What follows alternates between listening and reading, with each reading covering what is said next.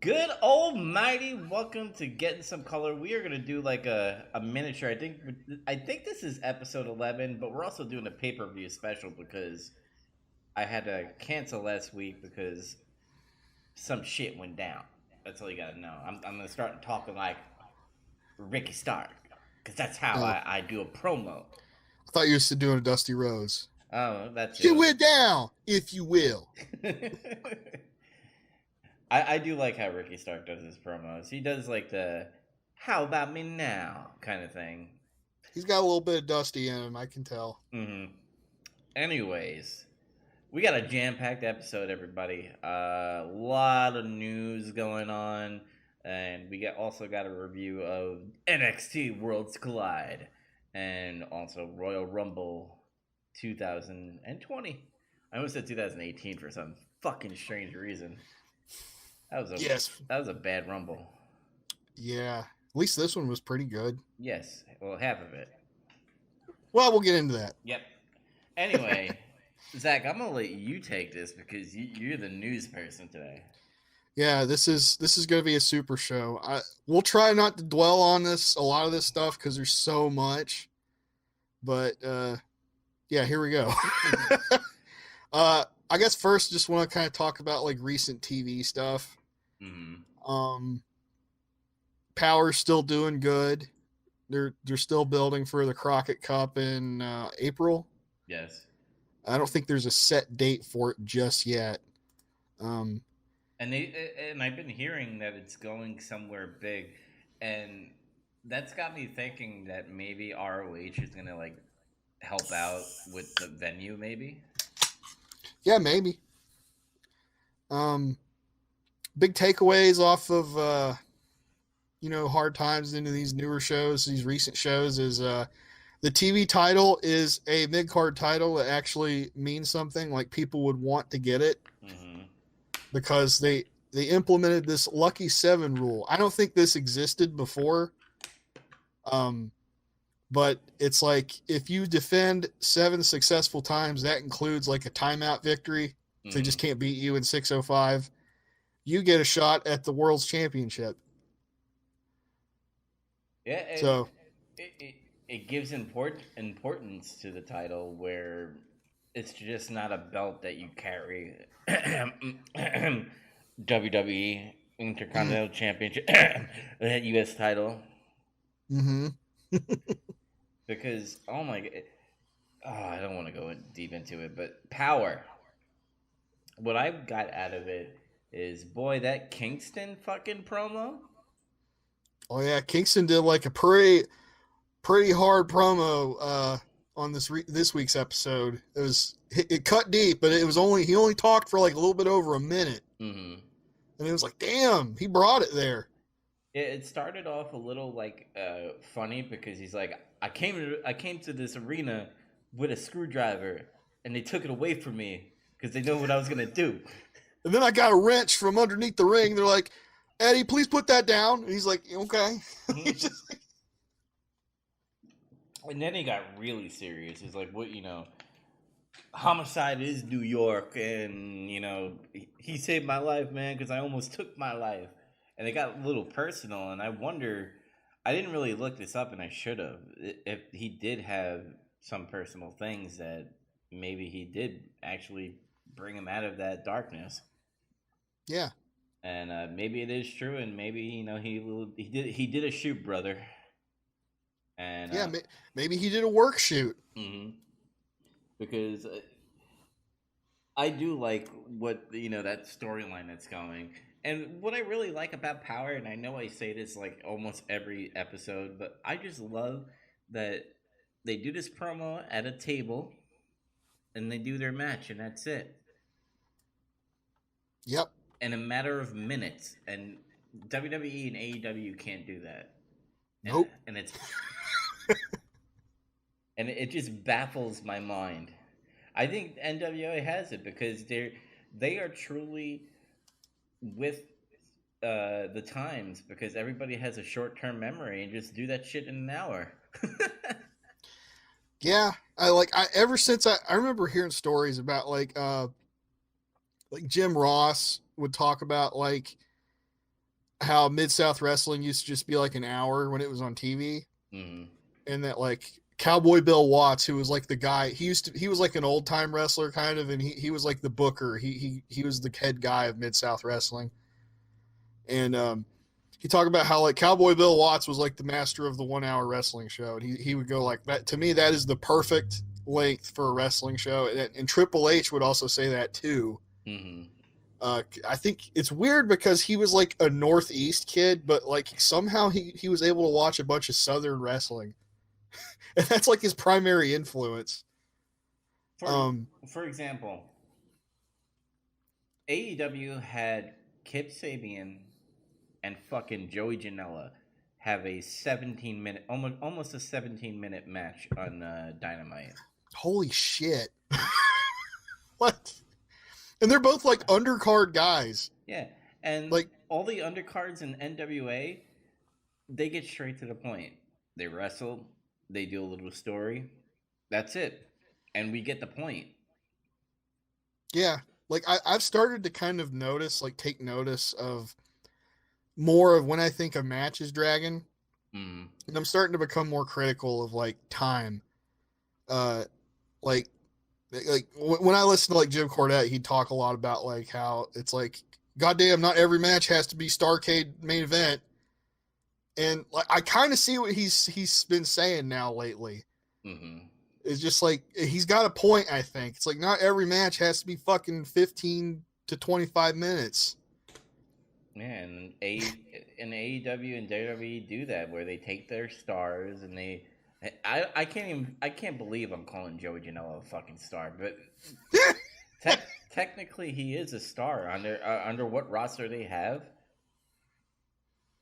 That's rough. Yeah, that's rough.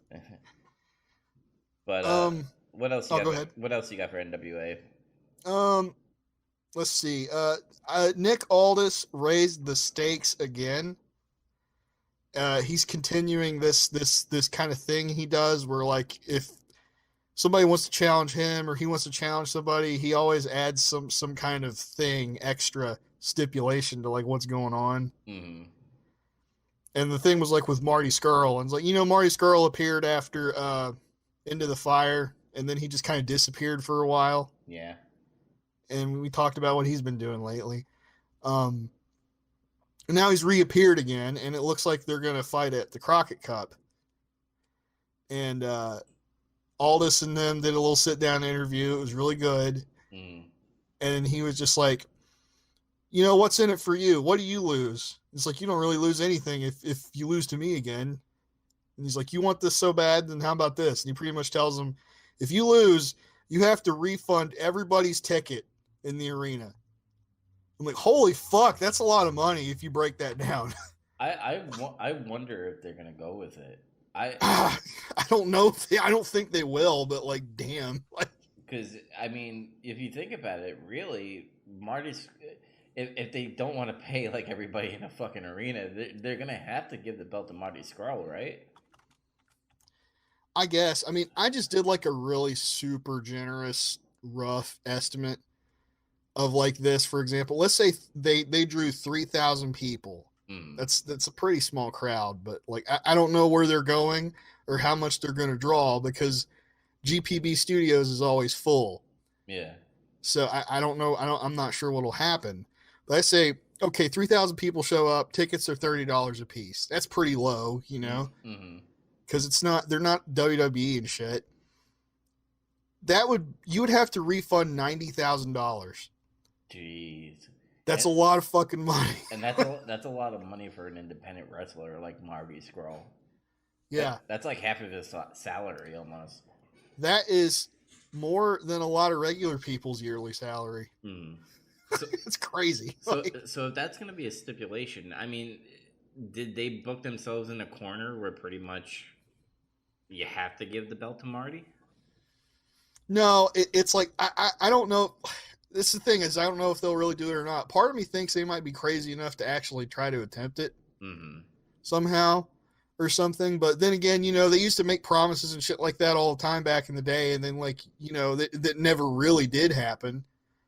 But it looked like it did to you, right? I mean,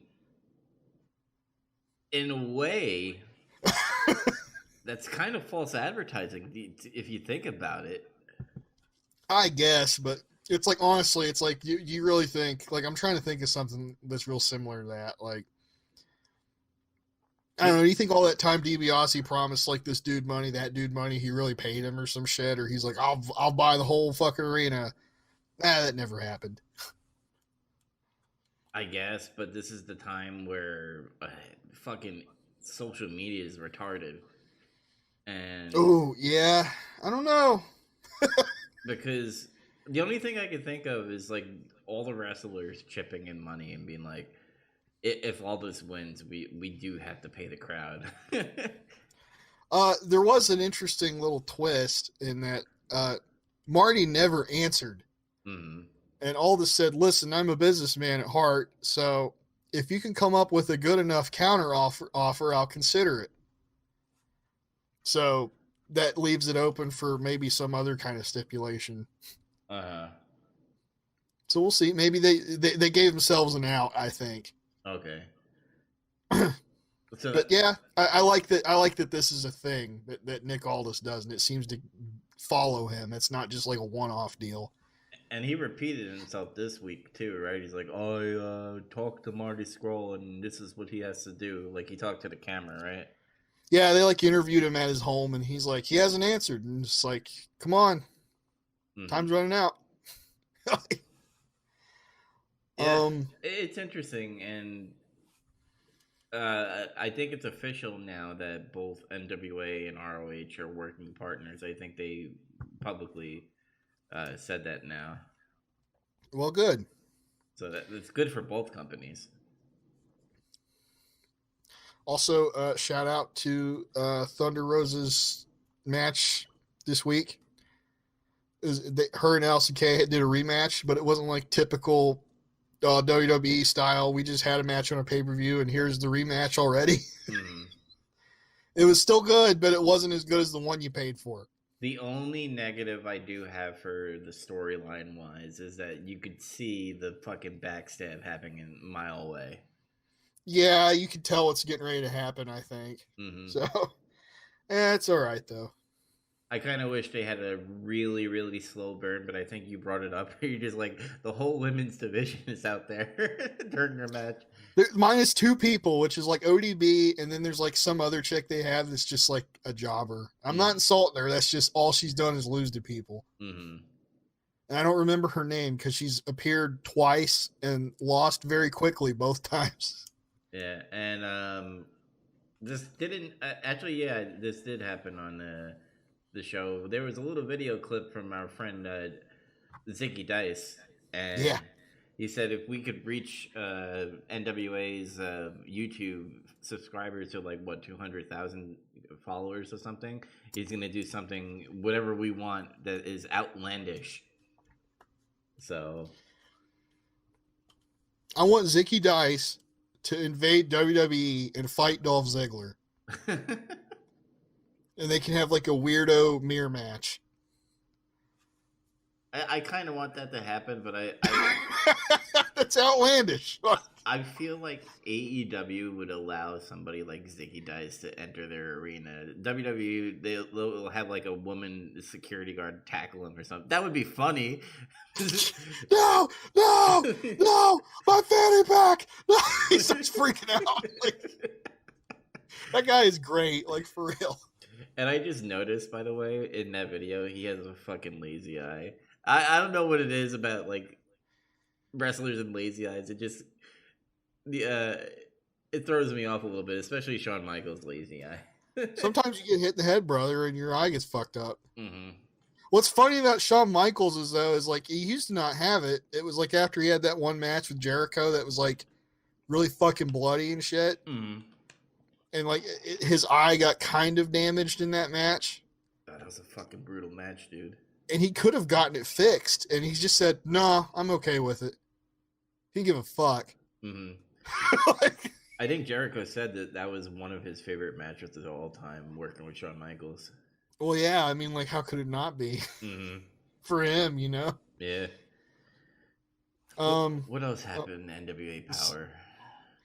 I'm trying to think of other things. Like there was other good stuff that happened. Like Ricky Stark on commentary was a little weird to me because he was pretty reserved. yeah, he's cocky when it comes to promos and he's cocky in the ring, but he was like very, very mature and professional on commentary.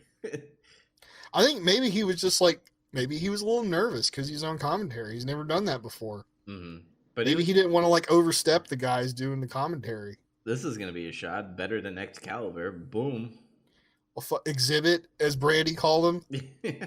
That's fucking hilarious. Exhibit, why don't you take that mask off? Nobody even knows who you are. It's like shitting on him. Like, how sad is it that even your own company that you work for is like ragging you about your fucking mask? She was ragging the match that was going on too. She was like, I could be taking a nap right now. I don't even know why I'm here. It's like, wow, holy fuck. Bury your fucking commentary and bury your brand. Ooh, what else? Oh, what'd you think of that weird like May Valentine segment? I don't know what to think of it really. It was just weird. Like I don't like. I was like, what the fuck? And then she started talking, and I was like, oh my god, she just sounds like a fucking airhead. Yeah, and I think what she was trying. I think what's gonna happen is that dude with the fucking the broken arm that she cared about for some strange reason, because I think she was just being nice to him. Yeah, I think it's gonna lead to like a storyline with that, which you think it's gonna be a Rusev Lana? Yeah, something like that. It's gonna be Royce Isaacs and Sal Ronaldo or whatever the fuck his name is. Mm-hmm. Renaro. Called him Ronaldo because fucking Morrow. My thing still stands. She has a fucking ugly face. I'm sorry. With that promo that she did, I was like, holy shit, her face is fucked up. I think she's had some work done. Too much Botox.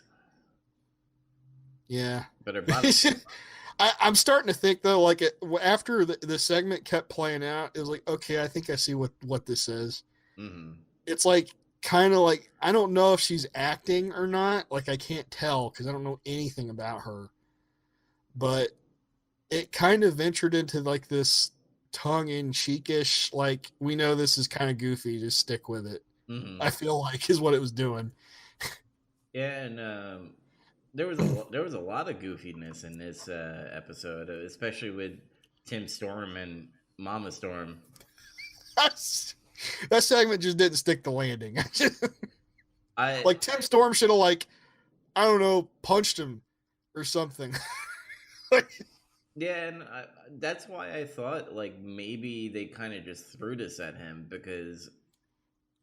I mean, maybe he's just a bad actor and he's just not selling it really well. But he was like, "This is not funny, guys." I thought a great thing would have been like he would clothesline his pseudo Mama Storm while she was like insulting him. I think an easy fix for that would have been if they just had fucking almost called him Bram, fucking Tom Latimer and Tim Storm just have their match that night. Mm-hmm. On that episode, and then like the fake Mama Storm comes out to fuck with him or some shit, mm-hmm. And then like at some point in that match, he just he gets his revenge. He like fucking clotheslines him off the apron or some shit or whatever, and it would cause him to lose maybe because it fucked with him. And I think what really ruined the segment as well was Joe the commentator.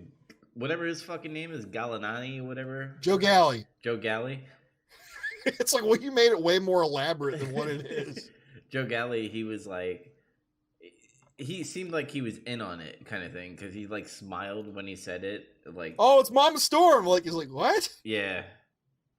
So like it did. I thought it was funny because the guy who was in the fucking Mama Storm costume was funny as fuck, in my opinion. He was kind of funny, and then he's like, I took you over my knee in 1907. I'm like, Tim Storm's not that fucking old. God damn.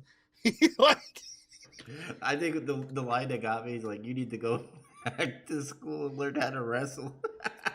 Learn how to win a match. Wow, holy shit. Yeah. But that's NWA so far, I think. Good episode so far. it's harder for me to remember what happened last week just because it's a week removed, and I feel like more crazy stuff kind of happened this week. And you know what? They usually just update a storyline too, so you kind of know what's going on in the next episode. Yeah, it's not so much about the matches; it's more about the story and the presentation. Mm-hmm. And one more thing before we move on, I think they're gonna be doing a storyline where Josephus and fucking question mark is just gonna be like a Superman thing. Clark Kent and Superman. Like Josephus just like runs away and he comes out as question mark at some point. I could see that. Because imagine if they do an angle where Josephus and question mark are a tag team, and he has to go under the ring to keep on changing his appearance. Oof. That'd be interesting. I think it would work a couple times, but I wouldn't want to see it like for a long time. I think you would have to do that for like maybe a 6-man tag kind of thing, where it's like Shooter Stevens, question mark, and Josephus versus somebody. Fuck. And then every time he's like, "Where's Sensei or Sensei?" And then like Josephus is in the ring. He's gone. Yeah. Let's see. Now we're gearing up to WWE post Royal Rumble happenings. Oh yeah. What were you gonna say? No, I was gonna say, even though we're gonna be talking post Royal Rumble, hey, Edge is back. Yeah, I think everybody knows by now Edge is back. Like, internet kind of blew up. There's a bunch of people posting reactions to him coming back. I hate those YouTube videos and shit that they like show the reaction, because most of them are just like, "Oh my god, he returned. Let me rewind it back and turn on my camera," kind of bullshit. Except for the live ones. Yeah. But even that they over exaggerate. Edge is back. I'm still kind of shocked. I still can't really believe it because he just denied everything all the way up, and it made me like. And he even said like, "I'm at home." And it's a full-time schedule. No, he's not doing a full-time schedule. I thought I heard full-time. No, he's part-time. His deal is he does 5 matches a year. Okay, good. So if this is true, if you can believe that, but I don't think he could do a full-time schedule.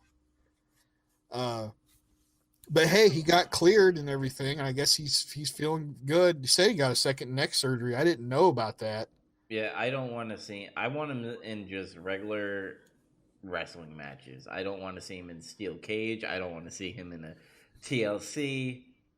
Yeah, and I don't think they're going to do that. Like, they'll probably they might do a stipulation, but I don't think it'll be anything nuts like what he used to do. I think we'll probably see like a couple of announcing tables and shit, but those are like fucking Lego desks. They just fall apart when you hit them. They're pathetic. Yeah. Like, they're not going to do hardcore matches and fucking bullshit like he used to in his prime. They're so far past that now. Mm-hmm. It'll be like, yeah, there's going to be some chair shots. He already took some chair shots because the big segment post Royal Rumble was Randall, Keith, Orton came out. And like, he was like, "Edge, you're my brother, bro." And they hugged, and he's like, "You want to do RKO, rated RKO again?" And he was like, "Yeah." And then he was like, "Good." Then he RKOs him. It's like, oh fuck! And then like, it actually kind of surprised everybody because it was just like they wanted that thing, and then they denied it, and then he like beat the fuck out of him with a chair. What I really liked about that segment is like he had his. It was a shoot work kind of thing again, where they were just like crying in the ring together, and then all of a sudden he's like, "You want to start RKO or rated RKO?" Boom, RKO, and him doing the chair shots and almost fucking putting the chair near his neck. I was like, "Do it, Randy, do it." Well, he did a concerto, which is just as good in my opinion. Mm-hmm. And Edge sold it like a fucking master. He was like twitching and shit, and he just was dead. He like could not move. and it made everybody like shut the fuck up and just be like, "Oh my god, he's no, he just came back." So, what do you think Edge's response is going to be? I don't know. I feel like he's not really going to respond for a little while. Mm-hmm.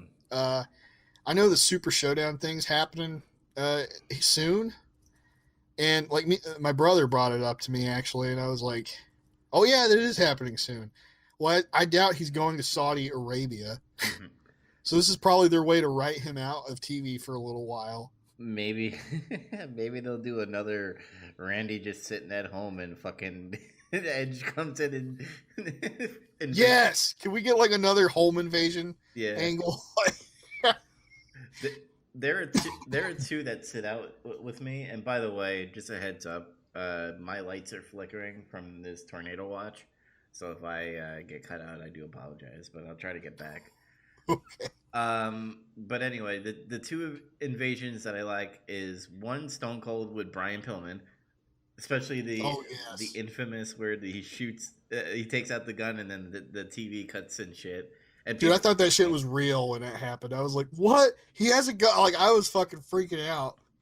people actually called 911 on him. Yeah, But and then the second one is obviously when Triple H fucking comes with the sledgehammer at Randy Orton's house. I was like, that is fucking amazing. that was a great one too. Yeah, I also like the one where Edge goes to John Cena's house and beats up his dad. That was another great one. That was a good one. I forgot about that.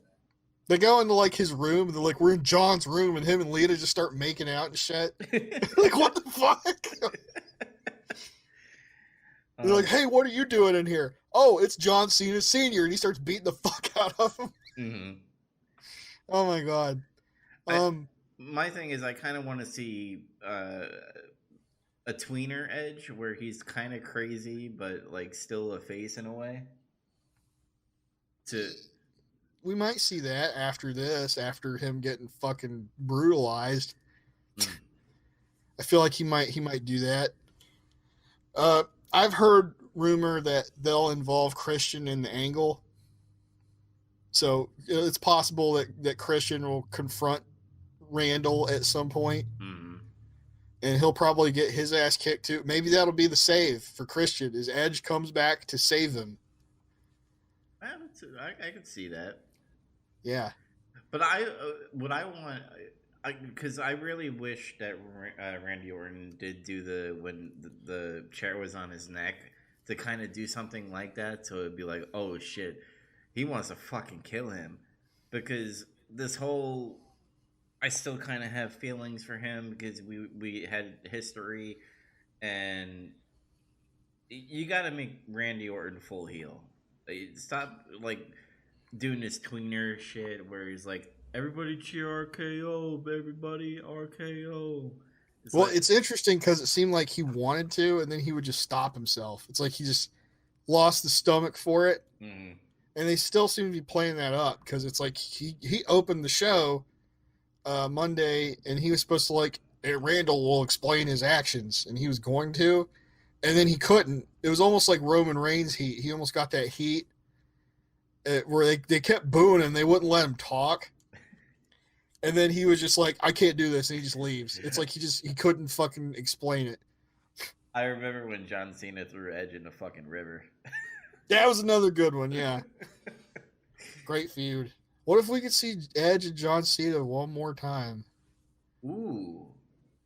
See, a lot of people might want to see a singles match with Edge, but I wouldn't mind Oh, like what if they teamed up? That would be cool. who are Edge and Cena. yeah, that's what I'm trying to go for. I'm trying to think who Randy would take. Would he bring up an NXT star to cause havoc to kind of like do that, or would he bring back somebody that had history? Ooh, damn it! No, they don't have heat anymore. Matt Hardy. Man, if he was still, if he still had his crew thing going with the revival, Hmm. think about how cool that could have been. It could have been like Edge and Cena team up to fight the fucking revival. Yeah, yeah, the revival and Randy Orton, Yeah. and then Edge is like, I brought two people that are gonna help me, and then One would be um, Christian. Like he would have one more match, Yeah. and then he'd be like, "I have this guy here too," and then. And the place goes nuts, and John Cena sucks. But everybody loves Cena now. Now they miss him. Mm-hmm. It's like everybody always speculates. Could John have one more match? Could it? It's like nobody hates him anymore. But by the way, everybody check out Fast 9. That's a crazy ass trailer. God damn, it's fucking ridiculous. Other than that, I mean, I guess we could talk about Seth Rollins, the Monday Night Messiah. Yeah, he's been standing out lately. He's done some. He did a fucking amazing promo Monday. It had me rolling. He was all like, "You see, like the fans, they crucified me, and they pretended to be with me, and they crucified me." And he's like, "But it's okay, because I don't hate you for it." It was like, in fact, I'll save everybody. What a fucking asshole! Just like a true Messiah. Oh my god. And then it's interesting because he's being heel, but he's like not acting like a typical heel. Mm-hmm. Like he's just being like this smarmy fucking prick, but he's not like just doing outwardly assholish actions and stuff. It's working though. Yeah. I still think that there's gonna be a fifth. Wait, 1, 2, 3, 4. Yeah, fifth man. I had to count that for a second because I was like, Buddy Murphy's there, and then you got AOP. I think one more dude would be great. I would put this person here, but I feel like they're pushing him for singles. I would put Aleister Black as like part of the Messiah group that they have going, the Apostolates. Aleister Black kind of has some heat as a babyface, though. It's weird because he hasn't done anything really, Mm-hmm. but it's people are still kind of into him. So I don't know if I'd do that, but they're not fucking doing anything with him anyway yet. Like I still can't figure out what the fuck they're trying to do or if they know what to do. And I want them to be like full on fucking religious nuts where they like at the end of every match they like beat up one wrestler and they like kind of crucify him to a cross. Oh my god. We're going back to like ministry Undertaker shit now. Mm-hmm. I'm trying to think. Do you think they should have like a female member? Maybe the fifth could be like a lady. Yeah, I'm trying to think who would be good. Part of me really wants to say Becky Lynch. Yeah. Here's why. Because everybody fucking knows they're together anyway. Mm-hmm. And then like they did that thing last year where it was like, man, this just isn't working on TV. He's just looking like a dork, like the whole time. And like, what if, like, say she turns heel? Like, it's like it's like I'm successful, and then you guys just turn cold on me. And it's like, you know what? Fuck no. You don't. Well, I'm gonna stay with my boyfriend now because we're better than all of you. And then they can play that up and get some heat. Maybe. Just don't have Becky talk. That's my thing. No, you're Kevin Dunn on her. It's not even that I don't understand her. I think she's just lame when she does it now. It's her promos lately, like in my opinion, haven't been all that good. Mm-hmm. Like when she was doing the stuff with Sasha, like that stuff was like way better. I don't know what's going on. It's like I was telling one of my buddies, like her whole title run has been weird. It's been like real down, and then it went up, and then it kind of went up a little bit more, and then it went back down again. Like right after she was done with Sasha, it was just nothing. Yeah, what I like this is kind of off topic on Becky, but what I really liked about Ronda Rousey, I hated her fucking wrestling, and I hate that she stole the hot rod look and everything. Mm-hmm. But her fucking promos were funny because when she was getting booed and you could tell it was pissing her off, like she just fucking went off, and those were like raw like promos, no pun intended. Ha, yeah. But that was just a rando thought though. Like I don't like I'm kind of 50-50 on that idea. That's only if it's like, oh, I don't know what else to do with her, and it kind of sort of seems like they've reached that point. Mm-hmm. Because I don't know what the hell she's supposed to do for WrestleMania still. I would also. Oh, I don't think Ronda's coming back because I think her finger is still fucked up when it like almost fell off and shit. Yeah, she almost got a forced amputation. Mm-hmm. So, um, yeah, that and her language when she got interviewed recently talking about WWE, she made it kind of seem like she was done. I don't blame her in a way. Even though I didn't really appreciate her wrestling. Um, I thought she was pretty good. To me, she got pretty good. mm-hmm. Not really good or great or anything for what she was doing, and to me, she improved every time she went out. And she got to the point to where she was pretty good. If she was in there with somebody really good like Charlotte, they could make a really good match together. Yeah, but she kind of came off the thing, especially when she cut her contract short because she, aka, wanted a family and all that stuff. Is that like the only reason why she did this is because she wanted to just do it, kind of thing. She's been off a fucking year. Hey, yeah, I want to shout that out for a minute. She's been off basically a year, and then she was like right after it, like she lost title. She never came back. She was like all on her social media, impregnation vacation. I'm like, God damn, that's like TMI. Mm-hmm.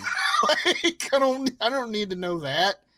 And it's like, well, it's been about a year, and you're like, fucking, you got nothing in the oven. So maybe that was just horse shit. Yeah. I don't know. I don't know. I didn't really appreciate her cutting her contract like that, but that's just me. Oh, if you hear wheezing, that's my cat. Okay. She's old. Sometimes she like talks. Can't really edit her out. That's fine, dude. It is what it is. What it is. It is what it is. Let's keep going here. NXT. I didn't watch SmackDown. Sorry, I forgot. I think I was doing something Friday actually. Who gives a shit about SmackDown anyway? Damn, fucking the Fiend's on there, brother. I'm over it. Oh, just like every Bray Wyatt gimmick, it gets old, stale quick. I think there's still something to it, but let's see. Ciampa is reestablished in the title picture, which is good. Yep. So it's Ciampa and Adam Cole, which will probably be a great match. I really hope they don't do another let's fucking kill DIY, and this time it's Gargano turning on him. No, it seems to me like that thing that happened at Worlds Collide was just like a one-off. Mm-hmm. Because they have not interacted with each other since then. That's good, but they're friends again, is what I'm trying to say. I hope they don't do an angle where like, oh, now Gargano's gonna turn on you. Yes. Let's see. Yeah, like Ciampa, it was a cool segment, honestly. It was like the camera was like backstage outside. It showed like all of Undisputed Era just laying outside like dead. And like Ciampa's like shirt was fucked up. He had like a steel pipe or some shit. And he just started walking to the ring. And he was like, oh fuck. And the arena started blowing up. And then he went out there, and then Adam Cole's like, you fucker, you beat up my buddies. And then like they just started fighting. Mm-hmm. And like at some point Ciampa got busted open. They were like going to sign a contract, and Regal was like, I was going to give you this match anyway. You didn't have to beat them up. Which was kind of funny. And like Ciampa got the upper hand and like fucking rubbed his blood on contract and said, fuck you. That was the gist. Mm-hmm. And then this week, they beat Ciampa up after beating up a bunch of people backstage first. Why did they spray paint X on him? I don't. Why didn't they just put Undisputed Era like UE? Because Ciampa made an X on a table or some shit, and was like, "You're going through this fucking table. I'm gonna whip your ass and whatever." So then, like Adam Cole was like, "Oh, X, okay, here, fuck you." So putting an X on Champa, that means they're gonna go through him. Yeah, Okay. I guess that's what they were going for. Uh, Roderick Strong shaved a guy's head. That was funny. There was just a dude back there getting a haircut, and then like they were pushing everybody around, and they punched some dude. And Cole's like, "Where's Ciampa?" And he's like, "Dude, I'm just getting my haircut." It's like literally what happened. And he's like, "Okay, well, see ya." And then Roddy's like, "Wait," and then he grabs the shears and just shaves his fucking head. And he's like, and they start laughing. He's like, "Yeah, he looks stupid anyway. Fuck him." I really hope that everybody from NXT doesn't go to the main roster. I just hope that it's always going to be on TV. Like, Yeah, like it, I don't think they should take. I'm still of the mind that like Undisputed Era should stay as a unit. If they are ever going to move them, they need to stay as a unit. And I don't. Champa has already come out and said that he won't accept a main roster promotion. He'll quit if that happens good. because he said he doesn't think his body can fucking handle that schedule. Even Which though is kind of telling, I guess. even though his body's fucking ripped to fuck. I think it's more about his neck and everything. Mm-hmm. Like his neck, I think he's had some knee surgeries too, so maybe his knees kind of suck and his neck obviously sucked. Yeah. But so we got that. Here's a spoiler, I guess, for the women's rumble. Not really. Charlotte won, so speculation started like almost a day or two after. Is like they're talking about Rhea Ripley and Charlotte Flair, and I'm like, oh, that could be interesting Mm-hmm. because we've never seen that match before. Yeah, I mean, you know, it's Charlotte Flair. I mean, you could. I don't know. I guess maybe to put legitimacy on Rhea Ripley, but To push her, yeah. Ray Ripley's fucking already white hot in my opinion. This would put her over the top, in my opinion, because it's like she's doing really great right now. She's beat established people in NXT, and she had a good showing in that Survivor Series. Mm-hmm. But if she beat somebody like Charlotte, that would blow her up. I think. Yeah. Because it's like, and people are fucking stupid about her. Like, there's people who are like, God damn, Charlotte sucks now. Boo, blah blah blah. I'm like, y'all are on drugs. She's a good wrestler. It's baffling to me that how many titles she wins, and she's almost breaking her father's record. She's got to hit the Flair record. Mm-hmm. She might retire early. Who knows? But yeah, I get it. People say she's like Roman Reigns. I was like, first of all, she has better matches than Roman Reigns. Yes. Second of all, she cuts better promos than Roman. Just saying. Mm-hmm. Even though she doesn't do woo really good. Yeah, she's a girl. She can't woo like her dad. I've seen a couple of females woo like Ric Flair. Well, maybe she just doesn't have it in her, is what I'm saying. Probably. Sorry to cut you off, but remember when Charlotte was like, I don't want to I don't want to follow in my father's footsteps, and they changed her name to like Charlotte, and they're like, you know what? Let's go back to Charlotte Flair. It's like, just don't try to deny it. I hate that shit when they like drop people's names, like that weird shit they did to Mustafa Ali recently. Like Mustafa Ali has no connection to anybody, but they always do dumb shit with people's names, and it was like, now he's just Ali, and it was like, why? Yeah, like Eric Rowan, and then it was Eric, then it was Rowan. Well, now you have Eric and Ivar, so he can't be Eric Rowan because that would be confusing. Yeah. And then all of a sudden he's Mustafa Ali again for no explanation. It was just like, okay. Yeah. I don't get it. One thing I want to bring up about WWE. So Andrade got suspended for something with steroid-like substance and stuff, and people did detective work on Charlotte's arm because she is engaged to Andrade. Yeah, I've heard that. And there was like needle marks on her arm during one of the matches. And now Samoa Joe has been suspended. That's hasn't been confirmed yet. Oh, okay. That's being no. And then I've heard there's rumors going around that Andrade's suspension is like bullshit or something. Well, it's not. I don't think it's bullshit. I think it's they had to do it because of the whole government thing where they had to do it. But they're going to Saudi, so I think that's a loophole where they're like, "Hey, it's out of country." No, I don't mean like it was steroids because I haven't heard it was for steroids or anything. I just all I heard was he was suspended. He violated the wellness policy. Well, I heard. Um, Well, I heard weed is not a suspension anymore. yeah, well, I'm not saying it's weed either. I'm saying like he could have. When I say bullshit, it was like that time Roman got suspended because of his Adderall, Adderall, yeah, Adderall. and I'm like, well, maybe Andrade has some kind of medication and it was just not considered or something. Yeah, I don't know. who knows? Um, who knows? Kind of sucks because he just won that title, and it's like okay, but Yeah, then they did that weird angle where Humberto, whatever his fucking name is, Humberto. like ripped the fucking padding on the floor and like DDT'd him and left.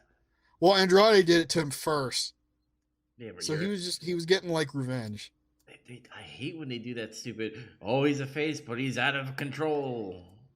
Well, fuck him. It was really funny though because it was like he's supposed to be like, yeah, revenge, but then it's like Zelina Vega is crying, Mm-hmm. and she's really concerned about him, and I'm like, well, this just makes me feel sad. Like I'm watching a woman cry.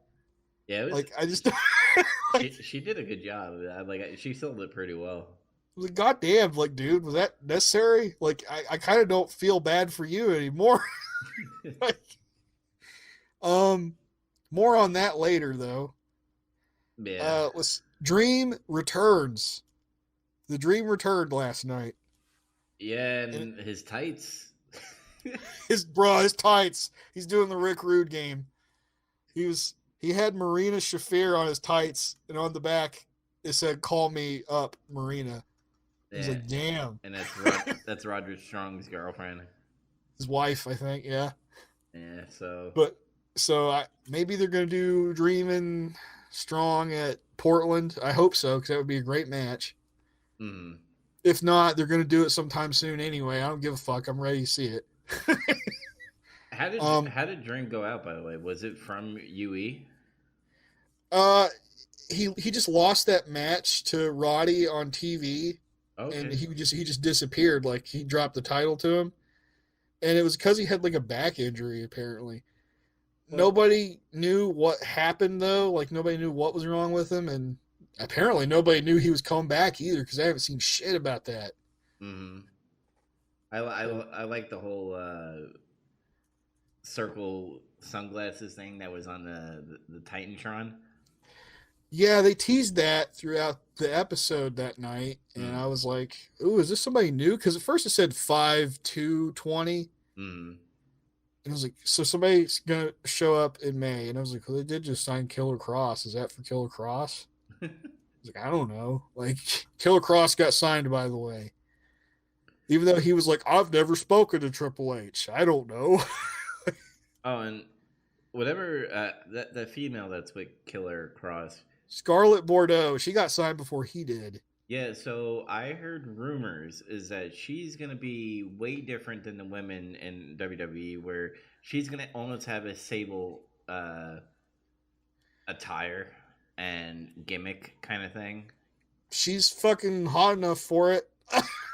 So, I just with today's wrestling fans, I feel like that is treading a little bit because people, oh my god, so much sexuality in the women's division.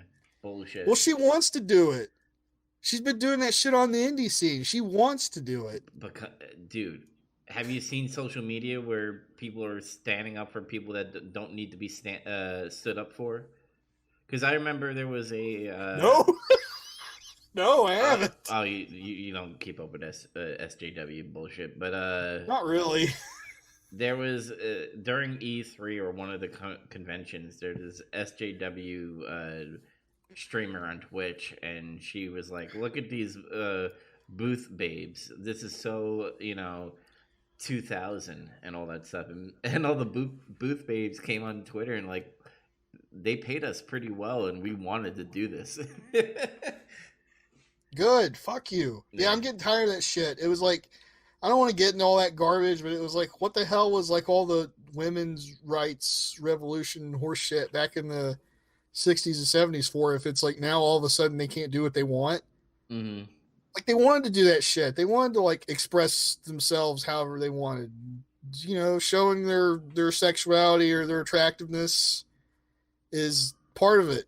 Now you're wanting to take away their right to express themselves in that way. I Mm-hmm. mean, I'm a dude. Maybe I have a biased opinion there. It's not maybe, but I'm trying to be objective. Well, I'm I'm hoping the Bordeaux or whatever her name is, Scarlet Bordeaux. Bordeaux. I'm hoping it's on NXT because I feel like on the main roster they'll like goof about it and all that stuff. They tried to do that shit with Lana and it didn't work. Now Lana's just this fucking here. This is funny. Captain Marvel bullshit that she has on. They could have pulled that off with Lana, but like this is what Lana's like now. Lana is like all of the negative bad shit you ever heard about Sable. Like she's just this shrieking, nasally toned, fucking terrible promo, can't really wrestle. Mm-hmm. Like that and then like Scarlet Bordeaux is going to be what people remember about Sable that was good, which was just her looks. But she can actually wrestle. Mm-hmm. Maybe she can cut promos. I've never heard a promo from her. Yeah, me either. So, I know she can wrestle, that's all. Anyway, the dream is back. And I'm glad. I'm glad too. Kind of missed him. I missed his attire that he always has every takeover. I missed his outlandishness. He was outlandish before Zicky Dice was. Oh, that would be a good outlandish thing to do. Yeah. Show up on NXT and face Dream Brother. Now we'll change gears and go to AEW for a hot minute. Yeah, you can say that again. Kenny Omega was whining on Twitter recently. Like he always does. About criticism towards the women's division and him because they know he fucking books it. And he basically said a lot of the criticism was like stupid. It was ignorant and classless. Oh, I'm sorry, Kenny Omega. Why do you have a 70-pound champion that never shows up on TV? I'm assuming what he means by ignorant and classist is he's trying to low-key call people racist because they just notice what's going on. Well, it kind of shows a little because we all know that Kenny Omega loves Street Fighter and Tekken. All those fucking nerdy... I love them, so I get to say it. Those nerdy fucking video games. And you could tell in Japan that every wrestler dresses up like a fucking Tekken or a Street Fighter character. Yeah, somewhat, yeah. And you have people like Rio, Sakura. She's good. I'll say that she's pretty decent. But the one that wears a fucking mustache, she was good in the beginning. Then she got fucking weird because Japanese people have weird things and gimmicks. Sometimes they do. And then they can't all be the Great Muta. And then there was another girl that came out against Britt Baker, and like she looked like straight out of fucking Tekken. You're talking about Sheeta? Yeah. Yeah. And then the commentary is like, everybody knows Sheeta. I'm like, no, I fucking don't. I never heard of Hikaru Shida until I started watching AEW. I'm sorry. Like, never heard of Riho either. By the way, I debunked that theory that Riho was the 9-year-old girl that Kenny Omega wrestled and was like now his girlfriend. It was revealed. Maybe that creeped me out before I learned that. I was like, "Is that for real? That's weird." And then I had to look it up because I wanted to anyway, but I had to after I learned that. Is it real? Like, I don't know if she's really his girlfriend or not. All I can confirm is she's not the 9-year-old girl that he wrestled. Good. Thank God. Wow. I'm like, oh, I'm getting like weird pedo vibes now. I was like, okay, maybe not. But Uh, yeah, like that. There's no getting around it though. The women's division in AEW is just fucked. They've bungled it so bad. I also heard Kenny Omega and Tony Khan. Oh, I heard Tony Khan has more of a creative role now in AEW, and one that kind of scares me a little bit, but two, I mean, he does have a few great ideas. It's just that some of these wrestlers can't do it. Sorry to say that, but apparently Tony Khan came up with the Hangman Page always drinking beer gimmick kind of thing. Good. That's a good thing. Yeah, It's real simple, but I don't care. It feels like something Adam Page would do. yeah. What little I know of him so far. So the recent episode of Dynamite, the Young Bucks come up to him and like we're like yelling at him. They're like, "I know what the problem is," and they take his like beer away, and then the camera pans up a little bit, and then he takes a pitcher of beer and starts drinking it. But but anyway, like back to the women's division, and I also heard Kenny Omega told Britt Baker to go heel and told her to like gave her pointers for her promo, and Good God. boy, Kenny, make tell her to get off the microphone. Why the fuck? I hope that's not true because that's awful if it's true. Uh, Like I'm still not like convinced like Britt Baker is bad. I think she's inexperienced and it shows. Like she needs help. And man, the guy that can't even cut a promo for himself gave her promo pointers. I'm just saying. mm-hmm. That's fucked. Like she needs to not listen to him. Yeah.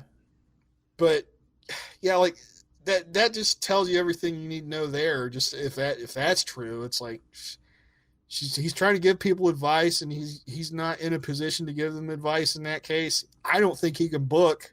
Mm-hmm. I think he's the worst. He's done the worst job out of all of them so far. I think what they should do with Kenny is that he's great at promoting outside of the ring, pretty much the nerd community. I think it would be great if he goes to like Evo or like PAX and E3 and kind of like markets around AEW. I think that's what he should do. I don't think he should book. That's just my opinion. There's been a lot of this opinion's been kicked around a lot lately that Kenny is not the same since he left Japan. At first, that was just like a goofy story bit on AEW, but now a lot of people are starting to say it that even like him. Well, I really think that the Young Bucks, Kenny Omega and Cody, they put themselves in a situation. Even though Kenny has the tag team title belt with Hangman, um, they put it in a situation where they're not the spotlight, and I kind of do understand that because then people are gonna be like, oh, it's like WCW. Look, they all have the belts, kind of bullshit, and they're always on, uh, you know, the main event. Do you see Kenny Omega on the main event all the time? No. Do you see? I mean, Cody, yes, because his story is fucking amazing. Yeah, and he's not in the title picture. He made a gimmick to take himself out of the title picture. Mm-hmm. So, but here's the thing. A lot of people have been saying like, man, Kenny's not the same. Like this is fucked up. Like this is lame. I think there's a few reasons for that. But here's my thing: is like maybe the whole thing was he was so successful in Japan is because other people were telling him what to do. Yeah. And he was working with guys like Okada and Tanahashi and shit, and they were telling him what to do. Maybe, Yeah. just a theory. And they also had a stable where it kind of doesn't really show. You could hide behind a stable and still be awesome. I mean, look at X Pac. Yeah, hey, X Pac's a pretty good wrestler now, but Kenny had to Kenny basically had to be told no, and he couldn't do whatever he wanted there. Because he's gonna do nerdy, stupid shit. Yeah, remember when he came out in the fucking that one video game character, and like half of the people were like, even Jr. was like, "What is happening right now?" it was Sans. Like, if it took me a minute to like realize what it was, I was like, "What the fuck is he doing?" And then like, I've never played Undertale. Mm-hmm. I still haven't yet. Sorry, but I was like, "Oh, it's that guy from Undertale, Sans." And I was like, "That game came out fucking 3 or 4 years ago." That's like so weird. It's not as ubiquitous as like Street Fighter characters or fucking Mario or Sonic or some bullshit. Something that's like it's a fixture in video game culture. Yeah, Undertale isn't that. and Like, what baffles my mind is that now, because they got an extension, they're gonna have two shows now. That pretty much AEW Dark is gonna be live on TNT, and yeah, one good thing about that, Taz is gonna be a commentator. That's good. thank God. And so here's what I want to happen. I want JR and Taz to be a team. And then I want Tony, and if they have to have fucking Excalibur, Tony and Excalibur be on. Actually, I would put Jr. and Taz on the Dark Show, and you're all probably gonna be getting mad at me. Yeah, I love Jr. But he's not what he used to be, dude. And you could tell. I mean, I do love the jokes here and there. I do love when Tony and JR, like, I don't know if you watched Dynamite last episode, but Penelope Ford was out there, and JR and Tony were just like, "Oh wow, she looks like." They were they were complimenting her. Yeah, and then like JR out of nowhere is like, "I just noticed that Penelope has blue eyes." Well,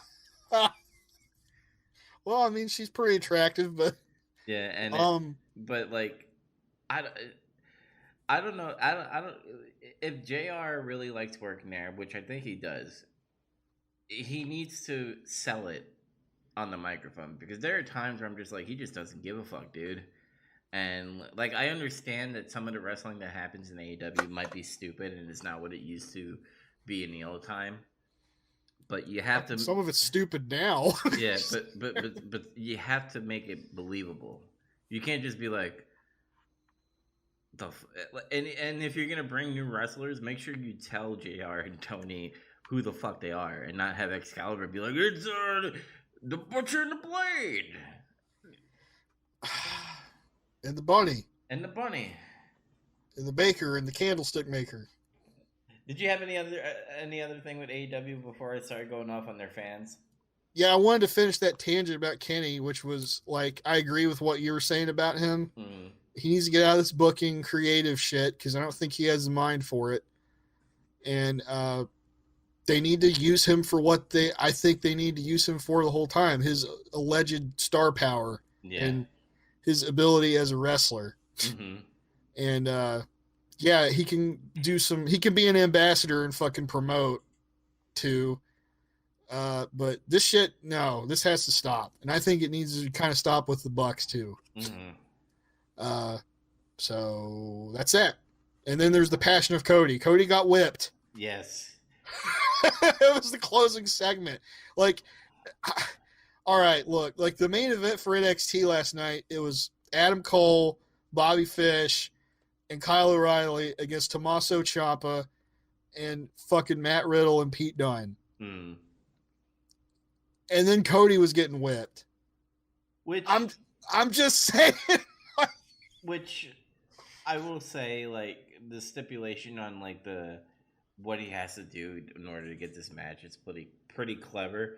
I do say it did kind of go a little long, but then they would have added more minutes to the Janela versus Kip Sabian match, which I don't want to see that. Was that the main event?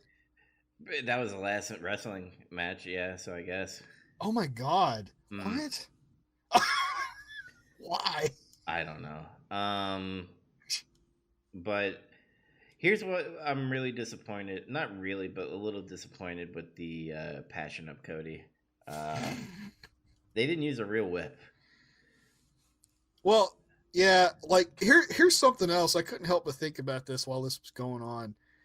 It was like, okay, they used Cody's belt. It's just like a little, dress slacks belt. Mm. Those belts are usually pretty thin. Um, you know how like in wrestling, a lot of the times like they would whip the guy with like a big thick belt Yeah. or like the leather strap or some bullshit, and that's got to hurt more. Mm. You think anyway? I've always heard no. It's like the little thin belts that hurt more. I can actually I can buy that now that I'm thinking of it, but I couldn't help but think about all the times people got whipped. We just saw Daniel Bryan get whipped a bunch of times, Yeah, and and that was leather. it hurt, but like he wasn't like totally debilitated and crawling and crying and shit.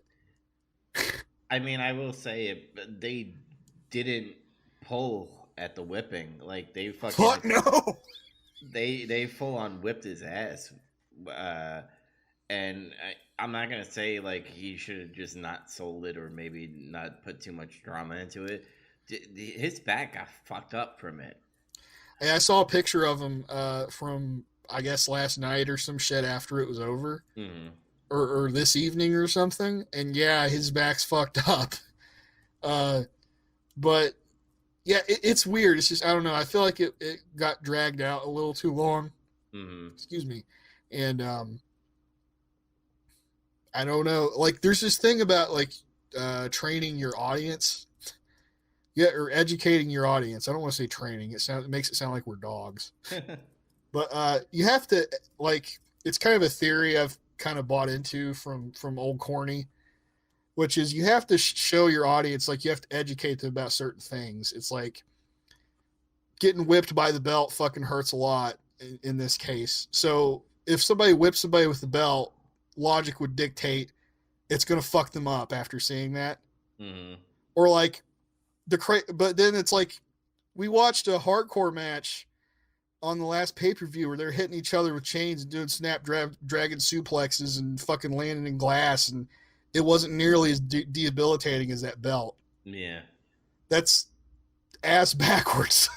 Well, that's why I said when they were talking about lashes, I thought they were gonna have like, and I'm Whip. yeah, and I'm not saying use like fucking Indiana Jones whip. I'm saying like use the short whip that kind of looks like a baseball bat kind of thing. I don't know. It's not a full on Indiana Jones whip, but it's like what they do to lash people when they commit crimes. Pretty much. Have the bunny come out with a whip to complete the look, Mm-hmm. and have her whipping. I don't know. And then the whole, what I really also didn't like is, I get what they were trying to do. They were trying to support him and kind of show like the family bullshit and all that stuff. Family bullshit. Yeah. Fucking. Who needs families? Fuck families. Like they had Arn come out, and then they had Dustin come out, and then uh, apparently they dropped the whole Nightmare Collective hair bullshit. So now like Brandy is just Brandy now. Dude, I had a great thought between like, I mean, maybe this isn't great. Depends on your point of view. But when Arn Anderson came out, I thought, oh man, if they wanted to get a lot of heat, like Arn should be like, no, whip me. Whip me. I think that's what they were going for. No. And then it would be like, oh my God, he's whipping Arn Anderson. Like, holy fuck. Like, that guy's old and he's like a legend and he's being like degraded. What I thought was going to happen, because I don't know, the whole coach thing with Arn Anderson was kind of weird with me on how they're doing it. Yeah. I thought like when Arn Anderson was going to come out, he was going to take the belt and start whipping Cody. Be like, you're a piece of shit, but you're not the best like I thought you were, or something like that. Wow. Whoa. And that would put like a lot of heat, and then like you have Wardlow, whatever his fucking name, Wardlow, Wardlow, and Arn Anderson being with MJF. That would have been okay with me, I think. Damn, what swerve. Mm-hmm. Cody just can't keep any friends. If that was the case, then his brother betrays him, and then Brandy kisses the bunny. She's a lesbian now. Whoa. Hold on. No, yeah, but man, when you have like an actual main event and then that segment that closes the show, I don't think that segment should have closed the show. That probably should have been top of the hour at 9. I disagree. I thought it ended the night where pretty much I was like, all right, I get the drama that they're going for, and it kind of sets up the Wardlow first ever steel cage match in AEW. So It's I just don't like the way it ended too is the other thing though, because it was just like okay, he whipped him, he got his 10 lashes, and MJF was pissed because he thought he would give up or some shit, which mm. I never believed. But then he kicks him in the balls and just runs away, and then a fan tries to get him because he got real heat. but but like, oh, that's it. It's like I mean, I don't know what the rest of the show's makeup was. The wrestling main event was Kip Sabian and fucking jelly Nutella. um, Uh, they did. The, Mox took the keys to the. oh, he stabbed Santana in the eye. I heard. Yeah, now they're That's having. Now they're Terry having. Funk shit. Yeah, now they're having an eye for an eye match, whatever that means. That means they're gonna. You can only win when you stab somebody in the eye. I thought of so if you stab the other guy, he's gonna be blind now. Like both of his eyes are stabbed. That means Mox is gonna get stabbed. He's not gonna beat. I don't think he's gonna beat Jericho. By the way, but uh, yeah. Then Mox is blind. I guess. What the hell does he do? Does he just stay home until he gets eye surgery? I guess, and then he comes back Revolution. But uh, oh, I got confused. I thought you meant that was the match he was supposed to have with Jericho at Revolution. Oh no, the next week on Dynamite. Which, by the way, when you get stabbed in the eye, wouldn't you think like you'd be in fucking pain and don't want to do a promo? Like you'll be at the hospital. I don't know. I've never been stabbed in the eye, and I don't want to find out what that feels like. But apparently Santana like got up because they were in like the stairwell for some strange reason, and they he did a promo. He's like an eye for an eye match, and I was like, what does that even mean? Why even say that? Like, just have a match. It's it's some TNA kind of shit that's starting to happen there. It's like this gimmick match. It's unknown gimmick match we've never heard of or seen before. Mm-hmm. And I can buy him saying I want to cut a promo after he gets stabbed in the eye because he's crazy. Yeah. He does crazy shit. So whatever. He's mentally off balance anyway. Mm-hmm. I want to do a shoot on the AEW fans, by the way. Shoot. So I went on. I follow this group on Facebook. It's an AEW group, and then some idiot posted on there. He's like talking about Hangman Page. It said, "Should they take out the Hangman in Adam Page because that is semi-racist?" And I'm thinking to myself, I'm like, wait a second. Hanging happened before slavery. People got that was just a capital punishment crime for people. Yeah, A lot of people on like the other way hanging is synonymous, I suppose, with Americans. And I don't know about you, but honestly, I think about it more in this way. That was how they fucking executed people out west. Mm-hmm.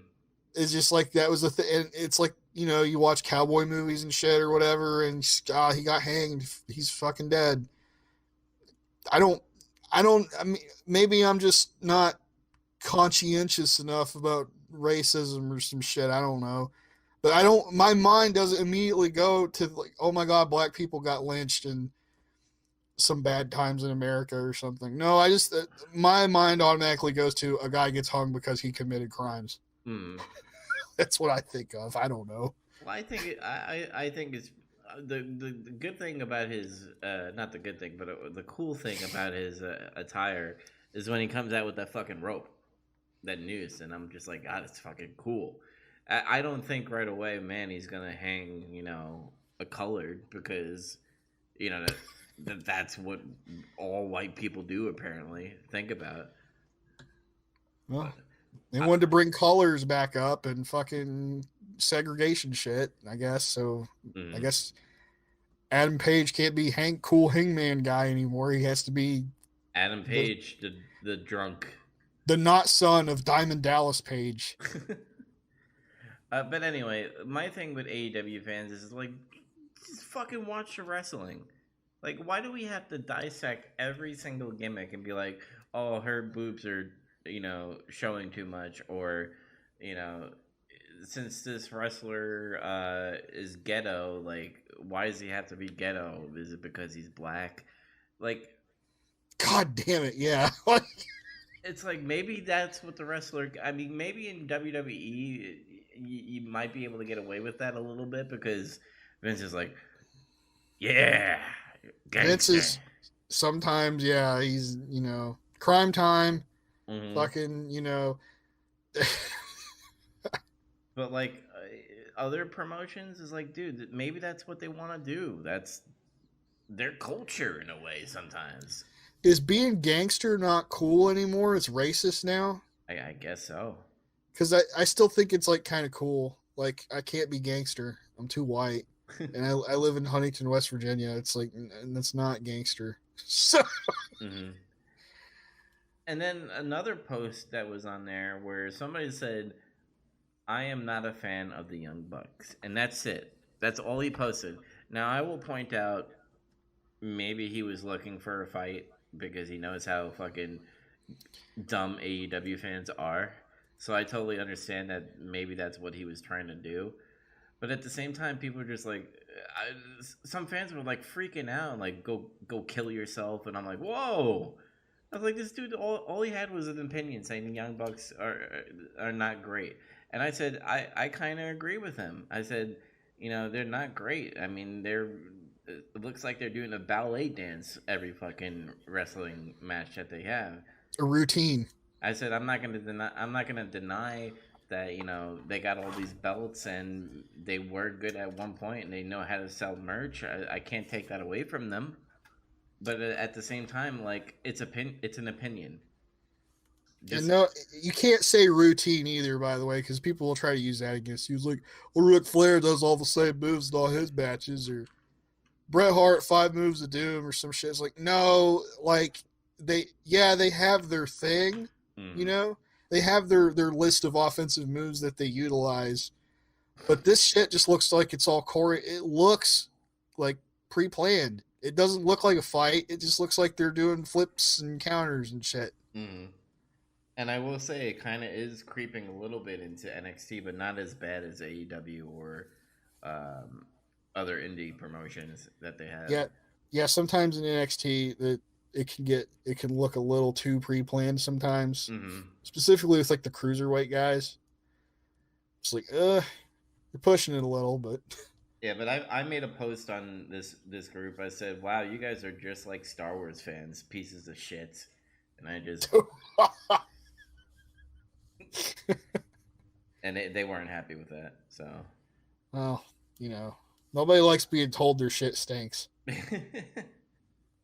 It stinks, brother. just watch wrestling, dude. If you don't like it, then just like move on. Or also, if there is an opinion, just also move on. Yeah, or just you can counter argue, but don't turn to like a frothing idiot like that Mm. just because he insulted my favorite wrestler.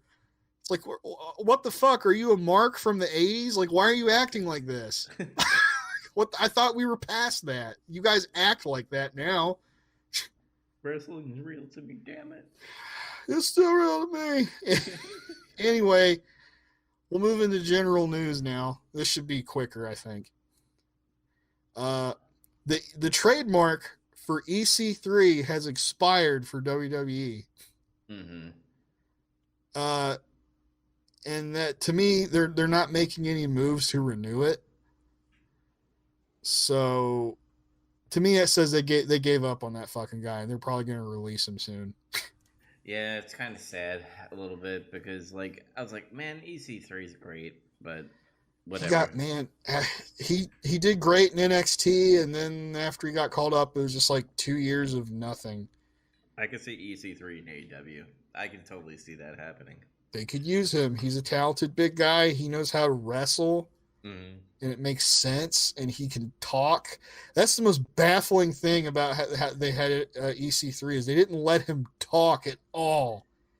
They, Like, what the fuck? they should have made him bang Alexa Bliss. Or something. Why couldn't EC3 be involved in this stupid ass Lana storyline? That would have been perfect for him. I don't know. Well, I don't know. Like, if he could, he'll move on and he'll go somewhere better. Just don't go to fucking Impact, please. Just don't go there. yeah. Go join NWA. Go back to Ring of Honor. Go to fucking anywhere but there. Even AEW is going to be better for you than there. Mm-hmm. So Killer Cross, huh? We talked about that already, right? Yeah, we mentioned it. There's really not much else to say about it other than, yeah, they got him after he was like denying it and shit. Yeah, everybody thought he was going to AEW, but that was a surprise. No, I think he would have known that he would, like, I have to admit, I don't really know a whole lot about Killer Cross. Like, I know that he's apparently good, Mm-hmm. but I don't think he really has enough exposure yet. I feel like he would get lost in the shuffle in AEW. Yeah, NXT, they could build him up, and then he could probably shop around after NXT. Yeah, like, what's going to happen is, WrestleMania is coming up, and there's probably going to be some call-ups. And they'll need to replenish their male roster a little bit because it's starting to look like they really like Keith Lee a lot, and I'm starting to think he's not going to be there much longer. Boo. That means he's going to get lost in the shuffle in main roster. Maybe. Well, we never know. It's pretty much 50-50. Let's see. MVP finishes up with WWE. Yeah, I heard that Rey Mysterio was pretty much his last match. Did I hear that correctly? Yeah, like, he came back for In the Rumble. Another spoiler, sort of, whatever. And like, then he wrestled his final WWE match against Rey, who I guess was his best opponent outside of Matt Hardy and Chris Benoit. Yeah, and he can't wrestle Chris Benoit again. So he pretty much said, like, he wasn't coming back for the fans. He came back because his son wanted to see him in WWE. Kind of like a Goldberg thing without the weirdness of, like, Goldberg's son being shirtless in the fucking ring. I was under the impression that the guy was pretty much retired at this point, so I guess that's what it is he's doing his farewell tour, I think, this year. Mm-hmm. I was like, the match itself was just kind of like, unfortunately, it was just, Like, I watched it, and, like, I liked MVP when he left WWE. Mm-hmm. And I thought he was getting better, and I hadn't seen him do anything since then. Like, now I was watching him again, and I was like, he's just kind of there. Yeah. Unfortunately, had, like, no impact. If he did it for his son, he didn't give a shit about what anybody else thought, whatever, fine then. I can't really say anything bad about that, I guess. I mean, I popped for him in the Rumble, but that's about it. I did too. I was like, yeah! And that would have been a good spot for him. Just leave it at that after seeing that match, I think. Mm-hmm. Did we already kind of talk about AJ being injured? Yeah. No, we kind of did it before the show, but I guess we could bring it up. So AJ got injured. I don't know what the extent of his injury is, though. How did he get injured? He separated his shoulder. Ooh. And what happened was when Edge speared him, AJ wanted to oversell the shit out of it, so he did like a flip. He like landed on his shoulder. And he separated it there, and then like they're wanting him to just roll out, and he's like, no, I have to get fucking thrown out. He refused. So props to him for that. And that's what happened. Yeah, separated shoulder. Now, he thinks it's like, apparently it's not as bad as what everybody thought, and there's even hope he'll be able to come back for WrestleMania. Mm-hmm. So, guess kind of a freak accident. Maybe he was overdoing it. Maybe he didn't have to do a backflip for that spear. Like, hey man, he sold the fuck out of it, so that's good. He wanted to make Edge look good, brother. He did. Edge speared him so bad he separated his shoulder. Jeez. So, like, there's a feud right there. Edge and AJ. Mm-hmm. Let's go. Hey, You maybe. took me out. You separated my shoulder. You son of a bitch. See, it's right there. Wait. Randy and AJ at WrestleMania versus John Cena and Edge. Ooh, that's pretty cool, man. I don't know. Yeah, I can see that because before AJ, I learned AJ was injured. I was like, what is he going to do for WrestleMania? I don't even know. I think they I think they were gonna do I don't know if this is true, but I think it was gonna be Edge versus AJ at I WrestleMania. kind of had like a suspicion that might be it. Yeah, before. Yeah, because again, dream match Edge versus AJ never happened before. So and then obviously they had to change it, and then you put Randall out there. Randall. Yeah, Um, have you heard the stuff about R-Truth and Brock Lesnar? I heard Brock is pushing for R-Truth. I told you Brock was legit cracking up when he was in that segment. I could just tell he legit was laughing at him. I was like, Mm-hmm. that's awesome. He actually like, and then he's like, I want to work with Truth. I'm like, dude, see, everybody talks shit about Lesnar, but man, sometimes he just, when he wants to do something, he'll fucking put his all into it. So that makes me think that Drew McIntyre is gonna beat Brock, and then Brock is gonna face R-Truth after that. Yeah, I think so. Yeah, so I don't know what's gonna happen on that end. Um, I have a lot of things to say about Brock, but I want to save it for the Royal Rumble thing. Yeah, we can do that. All I can say is, man, if we get more segments like that between Truth and them, sure. I don't care. Um, what else here?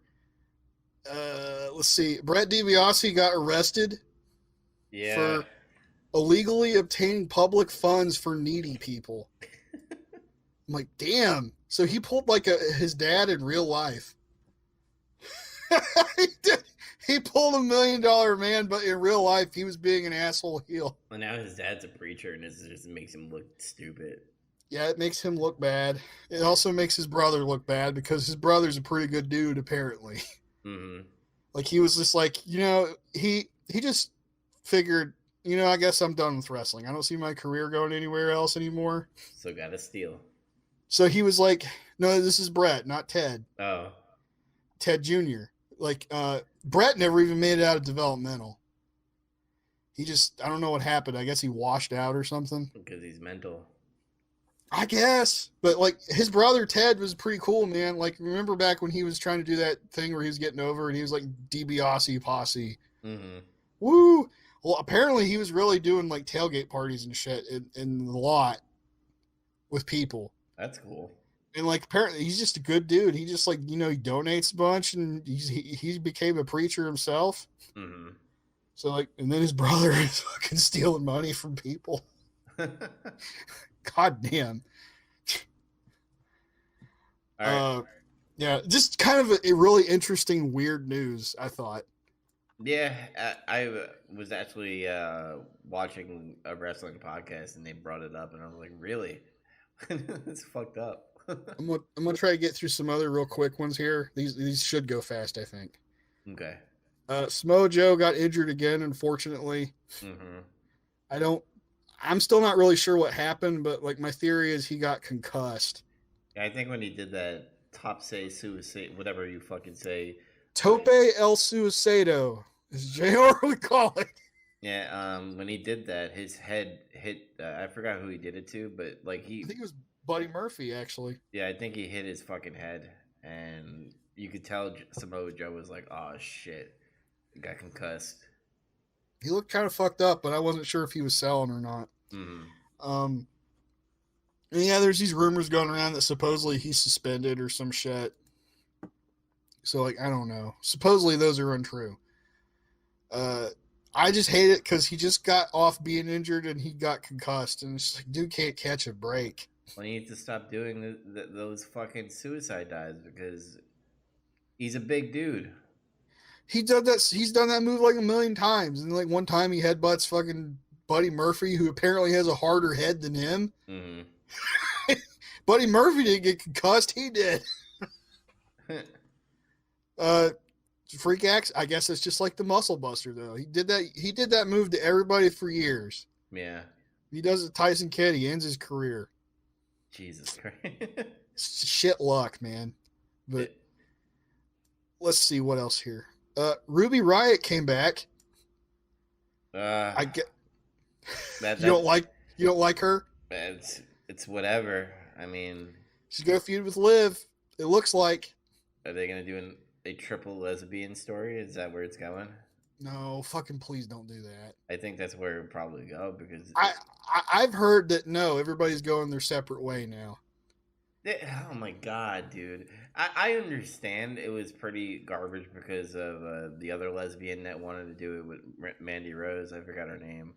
Sonya Deville. Yeah, like I heard, like she was pissed off that they were doing that storyline. But now, what? If somebody has to get pissed off and post on Twitter, and then all of a sudden the story drops, just fuck. I don't even think it was that. I think they just lost interest. I think it was Vince just losing interest. Oh man, It's just because, like, here's the other thing: is like it looks like everybody's moving in separate directions. Like Bobby Lashley might even be fucking done with that shit. Rusev. This ties into the other thing: is creative has nothing for Rusev again. Rusev should just quit. He just needs to quit and go somewhere else. It doesn't matter where, except Impact. Don't go there. Mm-hmm. You're a fucking joke now.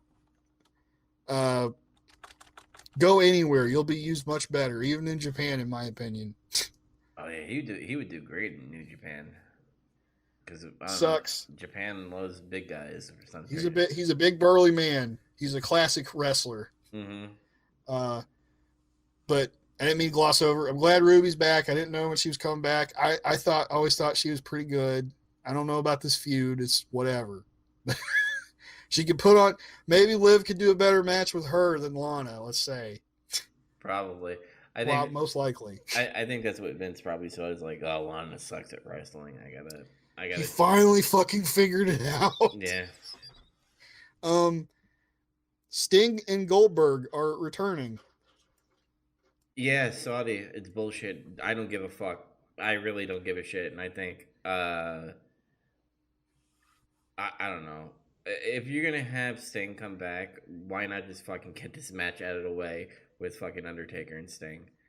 I think that's what they're doing. At Saudi Arabia, though, right?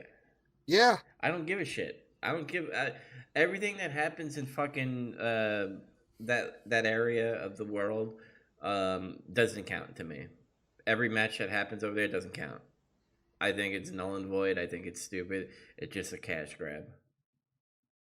Even though this match would basically just be a one-off anyway if it was in America. Yeah, I'd rather have Sting versus Undertaker at WrestleMania. That makes a lot more sense than having it out of country just because they never had wrestling matches there, and the Prince wants to see. I think it was a joke where they wanted Yokozuna to be in one of the matches because they didn't know he's fucking dead. I don't know about that. I mean, like, I think that was true. I think they were like, "Oh, we want Yokozuna and fucking Andre the Giant or something like that." Oh no, yeah, I was agreeing with you. Sorry, I let my cat in. I didn't hear you say that, but yeah, I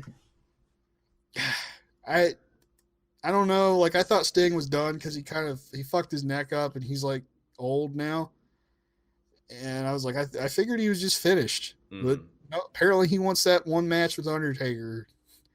And Goldberg is like, whatever. I don't know what else you could do with Goldberg at this point. Oh, I saw this video of Goldberg and Matt Riddle passing each other in backstage. I'm not your bro. Yeah. Later, bro. Was that during Royal Rumble? No, that was oh goddamn, what was that? It might have been like Survivor Series or some shit, I think. Oh, okay. The Rumble was Riddle and Lesnar. Hmm.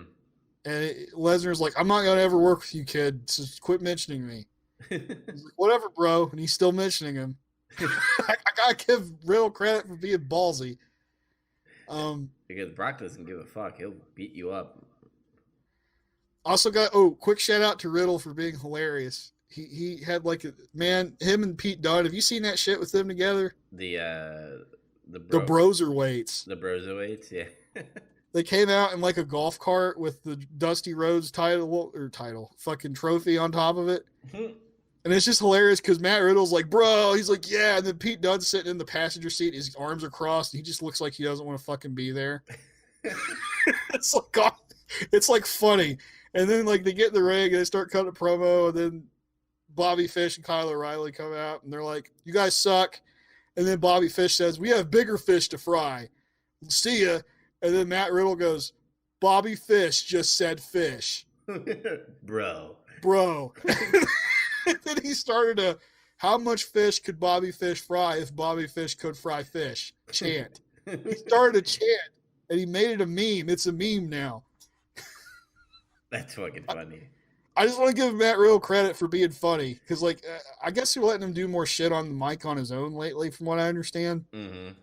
And it seems to be working for him. Yeah. Segue, this is kind of related. I guess Angel Garza is getting kind of a push. Have you noticed that? The who? Angel Garza. He was in the 4-way in the cruiserweight, right? Yeah, but he was also on Raw. Oh no, I didn't see that. I don't watch Raw exclusively anymore. I've been watching it because of the Edge shit and the stuff after and everything. I wanted to see what Randall had to say. Mm-hmm. But Angel came out with Zelina Vega, and she sicked him on Humberto, who's like his fucking cousin. So they had a match, and it was pretty good. And then it was like, Angel Garza is a lot more talented than Humberto. I'm just saying. Mm-hmm. He can actually cut promos. He's actually like kind of entertaining. He does that thing with the pants, and it always gets a pop. Yeah. And it gives him a weapon, kind of, too. Like, he could throw his pants at somebody and fuck them up. Mm-hmm. Kind of like, sand in the eyes kind of thing. Just pants in the eyes, pretty much. Pants in the eyes. But I like Angel Garza. It seems like he's getting... I've heard this is because of what happened with Andrade, so they're just kind of like shoving Angel in his place. That's good. I mean, I guess you have to have Latino... here's the thing with with Vince. He always has to have Latinos fighting the Latinos, and sometimes the Asians fighting the Asians, but not lately because he doesn't like Asians that much. Only Nakamura and Asuka. Oh, and Kairi Sane. It's debatable how much he even likes Nakamura with how he's been treated lately. Yeah. I don't know. I like Angel Garza so far from what I've seen. I think he's got a lot of potential, actually. Lots of people are saying, oh, he reminds me of Eddie and stuff. Yeah, I'm like, a little bit. I can kind of see it, yeah, but I wouldn't get carried away with that comparison. No, I hate when WWE goes, oh, look, just like Eddie Guerrero, and I'm like, oh, man. Oh, no, they're not really doing that they're not saying that. It's just fans that say it right now. Even the fans that say it too kind of annoy me. But I'm like, just because he can speak pretty well and he's pretty good in the ring and shit. Like, let's not get carried away yet, okay? Mm-hmm. Let's see how he goes. He's still pretty young and learning, I think. Good on him though. Yeah. And then I got the 2 bit. I think he's going to capitalize on this. I get the feeling that he will. Mm-hmm. And then here's the 2 big ones. Jim Cornette has public falling out with Dave Meltzer. I didn't even see anything about this. Oh, fuck. Okay. So it wasn't out in public. It did happen recently, though. I think it was yesterday, actually. Mm. It was on Twitter. And I think, if you don't really listen to Cornette's podcasts that much or anything, you wouldn't really know this, but lately he's been getting really perplexed by Dave Meltzer's opinions about wrestling. Where the fuck has he been though? That's what Dave Meltzer's been doing for almost his entire career. No, I don't think so, because it's like this. He's making this kind of comparison. Dave Meltzer would talk about, that was great, a classic match that everybody knows is a classic match or something, Mm-hmm. Like Flair and Steamboat. I'm just going to say that because Cornette brought it up. Or Bret Hart and Davey Boy Smith, stuff like that. or like some of the Japanese matches, like Liger and fucking Muda, Mm-hmm. and like those are great. Well, it's like now he's like kind of retroactively like changing his opinion. He's like, well, those matches don't hold up anymore. What? Because, yes, he said Dave Meltzer's been saying crazy shit like this for the past few years. He must be because people just know he's a joke, and he just wanted to throw that out there. Probably. Well, the running theory with that is it's because of like the Young Bucks and Kenny and how he's become like pretty much fucking infatuated with like the Japan wrestling more than anything. Mm-hmm. And like the new style that's cropped up, the new indie style. He goes to bat for a lot of that shit. Like he goes to bat a lot for people like Joey Ryan and stuff, which makes me rich. Uh, Joey Ryan could suck it. he can suck it. He can suck his invisible dick. Yes. But uh, like he's been retroactively saying things like that. Like that match doesn't hold up anymore. Because Kenny Omega and Okada is like an 8-star match or some shit. Mm-hmm. And he's been like up Kenny Omega's ass since 2 or 3 years ago or whatever the fuck. And same goes for the Bucks. I will say he's been following them a lot in Japan before AEW stuff. So I wouldn't say the last 3 years. I would say at least maybe 7. Well, I mean like by 3 to 4 years, because Kenny didn't start getting his big push till around that time, I want to say. True. And same goes for the Bucks. Like they're kind of known, Mm. but I don't really think they got really popular. Mileage may vary until like 4 or 5 years ago, maybe. I think it's pretty known that if the Young Bucks and Kenny Omega were never on Bullet Club, they'd be nobody, in my opinion. It's starting to seem that way. I think the cracks are forming. Mm-hmm. I think more people are starting to figure out they're not all they're cracked up to be. But anyways, like they've kind of gone back and forth on that kind of stuff. Dave and everybody makes fun of Dave Meltzer now because of his rambling fucking opinions about shit. Where it's like, well, Sting's coming back, but I don't know how good his neck is. He could wrestle the Undertaker. I don't know. It could happen, but his neck, I don't know about that, and things change. And then Brian Alvarez just fucking complains. He bitches and like a whiny bitch. Mm-hmm. So I've not really I've lost a bunch of respect for Dave Meltzer because of this stuff and his fucking reporting.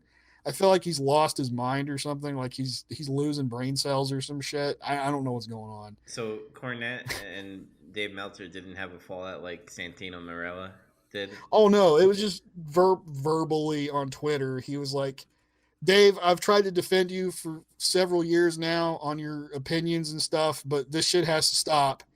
Quit supporting this Harpo Marx motherfucker and the Bald Bucks. Like you're making me look bad because I'm associated with you. He ranted at him like 3 or 4 posts before he said, "Lose my number, we're done." And then Dave tried to come back and say some shit. Like I don't even remember what he said. It was like pretty mild. Mm-hmm. And that was it. It's like I thought it was just really interesting because Cornette's always kind of tried to back Meltzer up, and I guess it's gotten to a point where he can't do that anymore. Oh yeah, because Meltzer is such an AEW mark, and it you could totally see it. He was saying some kind of shit like, "Oh, nobody can take your opinion seriously because you think AEW is going to go under in a month." And I was like, he's never fucking said that. Like, especially now that they have like a 3-year ironclad fucking deal. Yeah, as long as they're beating NXT in viewership, they're always going to have a deal now. It seems like that's a solid case. It always seems like they have 200,000 more viewers on average. Unless for some strange reason they think hiring Vince Russo would be a good thing for AEW. Oh my God. I don't think that'll happen. No. Like 100%, because I think like I think around All In, when All In was happening, they did that Starcast thing. Mm-hmm. And then like Vince Russo was trying to like weasel his way into that, like, bro, invite me to Starcast. And then Cody just said no. Like he knew. And he's just like, no. And then he said some shit like, he basically insulted him. He was something like, I don't want to invite people that are bad for the business here. Mm-hmm. Good. Essentially. Good. That was interesting. I know people was like, oh, you always talk about Cornette. I mean, I don't know. I agree with the guy a lot, and I think he's really interesting. I don't agree with everything he says, though. Mm-hmm. George Barrios and Michelle Wilson are out of WWE management. Oh yeah, I forgot about the co-presidents, and a lot of people were just like, "Oh, the Attitude Era is coming." I'm like, dude, stop bringing that fucking stupid shit. I said maybe they might do a little more edgier stuff. Maybe they were keeping it that way, those two presidents. But I feel like they're just scapegoats at this point. That they're not hitting viewerships as they used to, especially when they're not beating AEW on Wednesday. No. And I don't know. Maybe there's change happening. Maybe Vince is like, we need new people, new ideas. Maybe he's finally getting it. But I don't believe it. I don't believe he gets that. Shit's hitting the fan. I don't think those two really had too much to do with my opinion in like the direction of the company's product, so to speak. Mm-hmm. To me, it always seemed like they were more involved in like how to maximize the profit of WWE or whatever. Like they're the big proponents of like the network, especially Michelle Wilson was. I don't know. Like, yeah, I think part of this is just like, yeah, maybe partial scapegoat, partial our network revenue is plateaued or something. We need to get some new people in. What's interesting about this though is like they were pretty much the backup plan if something happens to Vince. Mm-hmm. They were supposed to kind of take the reins, and now there's no backup plan in place now. That's kind of scary a little bit. That's a little scary. I mean, Vince is getting older. He says he'll live forever though, and I kind of believe him. Yeah. So, guy could get on Muscle and Fitness in his fucking 70s. I really don't want Stephanie McMahon to take the reins. I don't think she'd be good for it. I think she kind of realizes that too, because she like tried to do the creative thing for a while. Mm-hmm. Wasn't really good at it. And then she kind of got into this whole PR ambassador, image manager, brand manager. I think she's good at that. Yeah, I don't know. I listened to a podcast with JR in it, and he was talking about the time where he didn't say like to coach. He didn't go like fetch my thing, boy. But he did say like, boy, that was a good move, and like Stephanie brought JR into Vince's office and told JR to say sorry for saying it in almost like a racial slur kind of thing. She was. I don't think she's like one of those people, but she might have just thought of it from like a corporate standpoint, like kind of like. Yeah, they need to stop. They need to stop doing that. By the way, they need to stop having WWE be all this corporate stuff because it shows. And AEW kind of shows a little bit. The NWA does it really well, where you don't see the corporate side of things. I don't think there's that much corporate to it anyway. And that's a good thing. Wrestling's not meant to be super corporate. I don't think. Mm-hmm. It's just it kind of hurts it. You have any final sayings about these presidents before we get into these two pay-per-views? No, that was pretty much it. That's interesting. It's causing a lot of speculation, and I guess dumb speculation, like the Attitude Era will finally come back. It's like it's not gonna fucking come back, dude. Mm-hmm. That was a one and done deal. Maybe was it PG-14 or something like that? Maybe that's the closest thing you'll ever get to Attitude Era. That's about it. TV-14? Yeah, I don't know. I doubt it. Yeah. All right. Worlds Collide NXT. It was a short pay per view, and by God, like always, NXT does an amazing job. One thing I want to bring up right away: Mauro Ronaldo was not there. Why? Did you ever find out why he wasn't there? I didn't really look into it, but nothing was wrong. From like, there's no reports like, oh, he's fucked up again. I think he really did just have like another commitment or something, or maybe he just couldn't make it. Mm. I don't know. So He quit Twitter recently, by the way. I'm going to throw that out there. that's good. He needs that. Probably if you have actual mental illness issues, I don't think you should be on social media. Yeah, It'll fuck you up. I'm talking to you, Boogie. If anybody knows Boogie on YouTube, I know Boogie. What do you call it? Anyway, Tom Phillips was in for Morrow, and I like Tom Phillips. He doesn't sound like another Michael Cole. I'll tell you that. Like that other dude. He's serviceable. He's not bad. Mm-hmm. If he's like just playing the straight guy, he does okay. Yeah. So first match was Balor versus Dragunov. Ilya Dragunov. Russian, and I The thought mad Russian. I thought it was funny because his last name is Dragunov, and isn't a sniper rifle called the Dragunov? It's a Dragunov. But and then there's like who's the guy from Rocky 4? It's just Drago, yeah. Yeah. Ivan Drago. I don't know. Balor was great. I'll say that, but like Dragunov, I just was not impressed at all. I thought some moves he did well. Your typical Russian. He's strong and he does like these. I don't even know what to call his moveset at all. It was just weird to look at. I don't. I had a different opinion about this guy actually. Okay, well, go for it. I thought he had a crazy kind of look about him, like he looks crazed. Mm-hmm. And that definitely stands out in today's wrestling because you know what wrestling really lacks nowadays is crazy people. Like Bray Wyatt is a crazy person, I guess, sure. Mm-hmm. But like outside of him in the sphere of WWE, who is crazy? Nobody. Yeah. That's it. You're right. And then you could even say that for the greater whole of wrestling too. Like who in AEW is crazy? Maybe Moxley. Probably just him. Mm-hmm.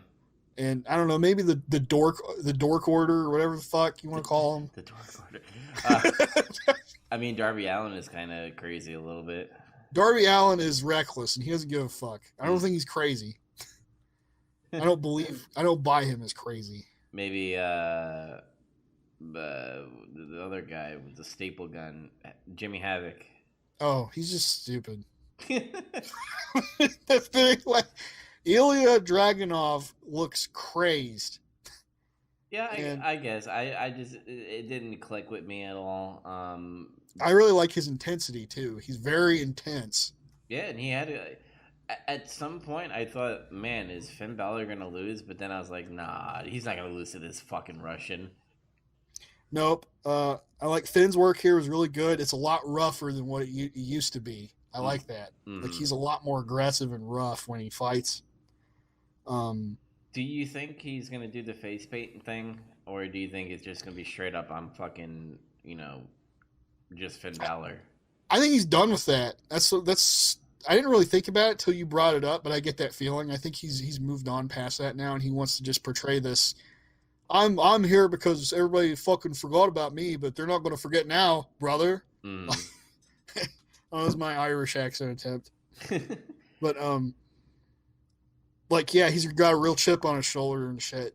I like it, but Dragunov, his style to me, it was like kind of just wild brawling and just crazy shit. It was like you feel like what I got from it is you feel like he would almost try anything if he thought it would work. Mm. It's a lot of just like really reckless like striking and shit. Yeah. And it, like I don't know that's what came across to me. I also thought he sold pretty good too.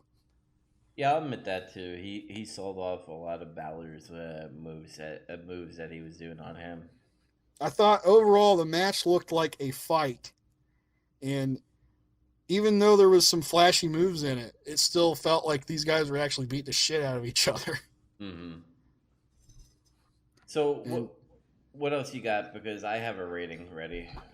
I don't have anything else. That's kind of it. It's like I wrote like 4 notes for this match and I hit it because it was just good. And I think the match lasted about maybe 20 minutes. I think Mm-hmm. maybe a little bit under that. Uh, what'd you rate it? 6.75 out of 10. See, I rated it 8 out of 10. Oh, geez. All right. I mean, we did have opposite opinions, on Dragunov, so that kind of Yeah. makes sense. All right, let's move on to the Cruiserweight Championship match, which had Jordan Devlin, Angel Garza, Isaiah Scott, and Travis Banks. And when I first saw this, I was like, I don't know anything about any of these people. And I was like, I didn't either. I kind of knew Angel Garza and Swerve, but mm-hmm. that was it.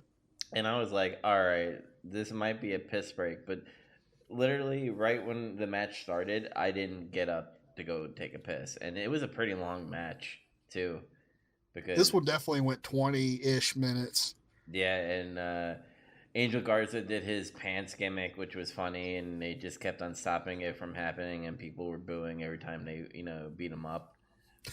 Yeah. I really, really love Jordan Devlin. I love his fucking headbutt shit that he does, where he headbutts somebody and he falls down because it hurts him too.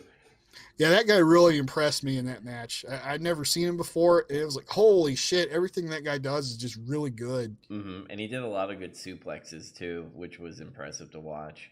His finisher is a suplex. Yeah. It's like that side Japanese suplex, the one where they dump you on the head. Mm-hmm. Like, yeah, fuck yeah. Yeah, dude. When when people when you say a cruiserweight match, this was a fucking traditional cruiserweight match. Because, and I know I said, all the flips are kind of like choreographed ballet and all that stuff. This didn't feel like it. No, there was a lot of one of the things that stood out to me was there was a lot of very creative spots in this match. Mm-hmm. It wasn't like routine shit. It looked like things were happening just by the luck of where somebody ended up because they got hit, and then somebody would take advantage of that. And I don't know if people really bothered to think about that much in a match. And it's not even like, even when they did like a spot, it kind of looked like I'm doing this spot because I want to hurt you, not because I want to make it look cool, kind of thing. That's a big that's a big difference. It's just very important distinction because it would be things like fucking I don't know Travis Banks German suplexes Swerve and Swerve stumbles and then uh, Garza super kicks him in the back of the head because he just saw an opening and fuck him. Mm-hmm. Stuff like that would happen. Yeah, and I will say, like, Isaiah Scott and Travis Banks, they had their moments and stuff, but like, to me, Devlin was a big, like, you kind of saw a little bit that they were gonna give him the belt, but like at the same time, I'm like, maybe Angel Garza is gonna get. Wait, Angel Garza is the champion. Yeah, he went in champion and he Yeah. was defending. I thought Travis Banks did a good job though too, and I thought maybe he was going to win. Mm-hmm. There was one point where I forgot what movie did because it was a long time since I watched it.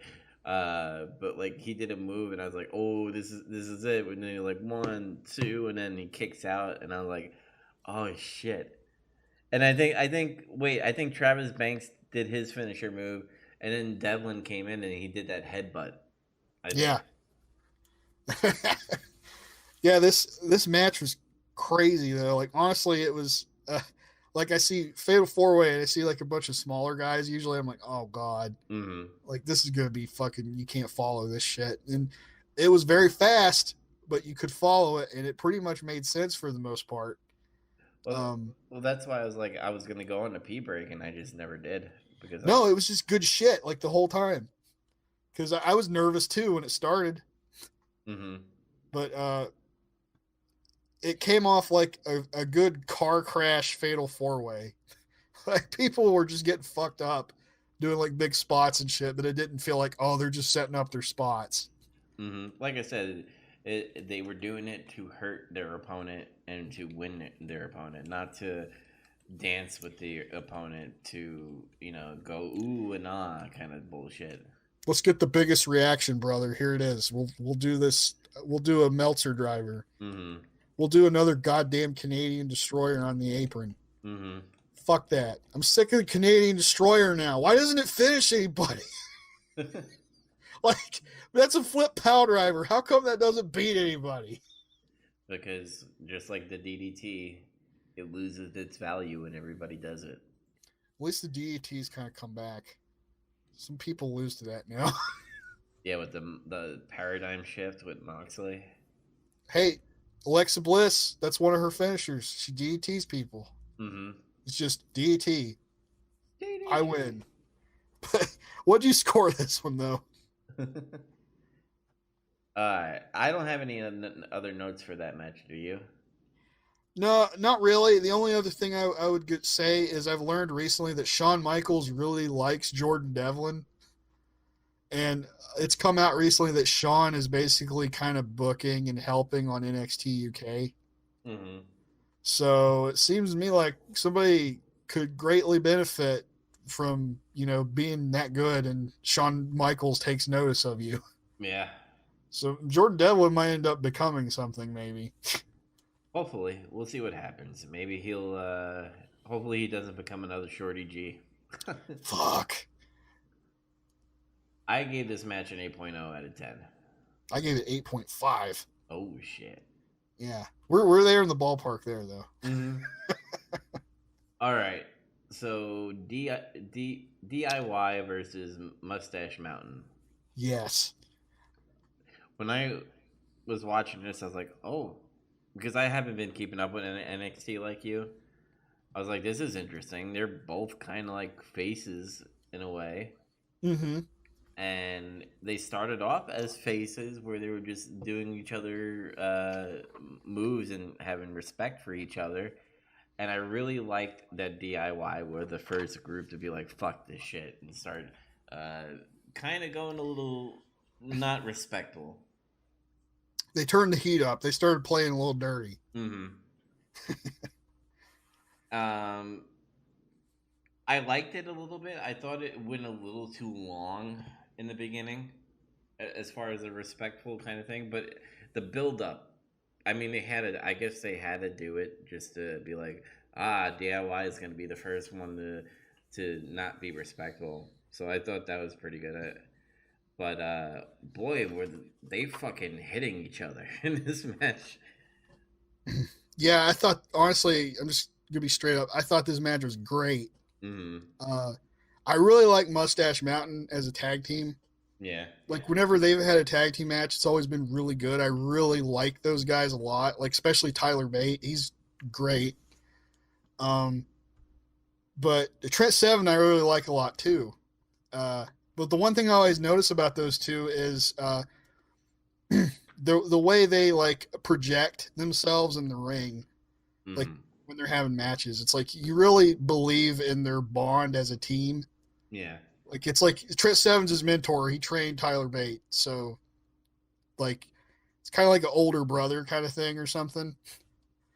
And I remember specifically there was this one match, it might have been year before last or something. I think it was them against Undisputed Era. And they were doing this thing where, like, they cut Trent off and they started working his knee and they were just fucking him up badly. Mm-hmm. And Trent was selling his ass off, and he made it look like he was fucking hurt. And it was Tyler, instead of just looking like he was frustrated and wanting to get in, he looked really concerned and he looked very worried. Like he was worried for his health. Jeez. And yeah, it was like, and it kind of got me a little bit, man. It's like it's like they were torturing him, and like he was just like distraught, and it got to a point to where he basically threw in the towel. Like he didn't want to watch it anymore because he couldn't fight. Trent kept trying to fight, and he just couldn't stand up. Mm-hmm. And he's like, "No, stop!" And he just like he threw the towel in and immediately just grabbed him and was like, he was crying. Jeez. And I was like, and I kind of got me a little bit. I'm like, God damn, man, they made me buy into that. Those guys are great. And that's on display here too, though. Like in this match, Mm-hmm. like it's like I get this. They're really good at that. I don't know, and like that's one of the things that stood out is like the interaction between the teams in this match. They had a lot of spots where they soaked it up between each other and kind of played off of each other and stuff. Mm-hmm. Like, oh, okay, you did this, and you're cool, and they shake hands, or Ciampa's like he waved at him, and then Trent's like he waves back or whatever. I marked out when both Gargano and Ciampa were on the apron, and they did that. Patting themselves on the back and shit. Yeah, like that's the thing is like, oh, this might be kind of a long match. It was long, but I didn't care because I thought it was good the whole time. Mm-hmm. This pay-per-view is a super card. You have to keep that in mind. Yeah. They're putting all the best people from NXT against all the best people in NXT UK. And this was like a super match. Like, what if these two guys fought? It was epic. Yeah, and I mean, there's not a lot to say about this match besides they did spot for spot and kind of like fan service for both sides, pretty much.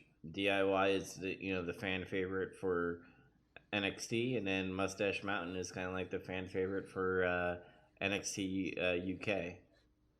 Yeah, and like they had the crowd the whole time. Both of them did.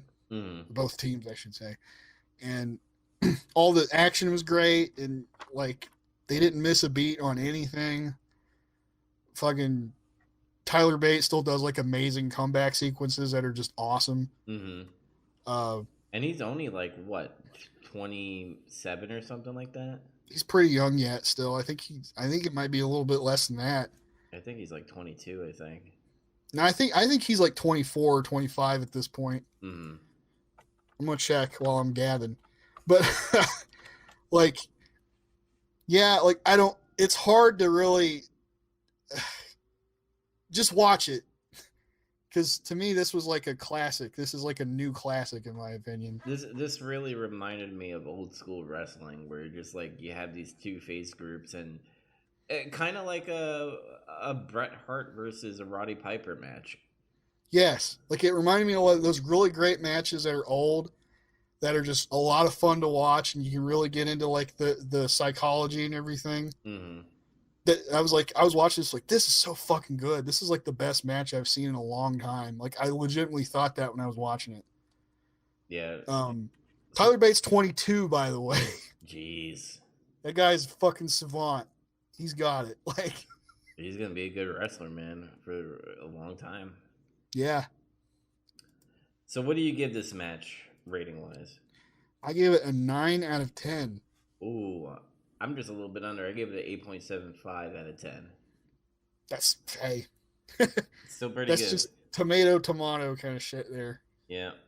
All right, moving on to the one women's match. Oh, hang on, we skipped a couple things. Well, what? There was the promo and the crowd. Everybody's doing this thing where like wrestlers hang out in the crowd now. Oh, the birds are weights and all that. Yeah, and like it was just kind of a meh segment, but like I mean it wasn't bad or anything. It was just kind of okay. There was this part though where like Matt Riddle's talking, he's like, "Bro, this is Pete's happy face," and like let him tell you, and then he says, "Let me be blunt," and he looks at Matt, and he's like, "Matt is gonna smoke both of you." Like, did he just make a joke? I don't know. It came across a lot funnier, like if you watch it. And didn't he say, "Bro"? P-10. He said, "Bro." Okay.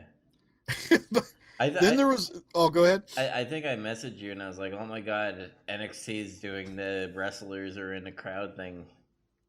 They've kind of done that. I think they started that in a way. Remember how like there'd be a takeover and then like, look who's in the crowd. It's like Drew McIntyre before he was officially in there. But that kind of makes sense. You know what I mean? Is it like they're not officially signed, but they're about to sign kind of thing? They want to see their competition. Yeah, I don't know why Matt Riddle and Pete Dunne and the fucking grizzled young veterans are hanging out in the crowd. Mm-hmm. That's what AEW started. They're like, Britt Baker's in the crowd. Why? Uh, then there was a brawl between Tegan Knox and Dakota Kai. Oh yeah, I like that. That was pretty fucking cool. Yeah, like I think Tegan was just watching, or no, it was Dakota. She was watching, and then Tegan just blindsided her. They were like going at it hard. Dakota Kai is still better than Bailey. I'm I'm saying. I'm not going to disagree with you. I can't argue against that now because they tried to turn Bailey heel, and it's just Not working. yeah. Dakota's turned heel and is working. Mm-hmm. So, Rhea Ripley versus Tony Storm. For the women's title. Yeah, and I do like the story that led up to this, whereas like Tony has beaten Rhea Ripley, so Rhea Ripley needs to beat Tony Storm, kind of like the whole Becky and Asuka kind of thing. Yeah, kind of. Yeah. Yeah, so I'm gonna be frank with you. Okay. I like Rhea Ripley. I think Tony Storm is okay. I thought this was just an okay match.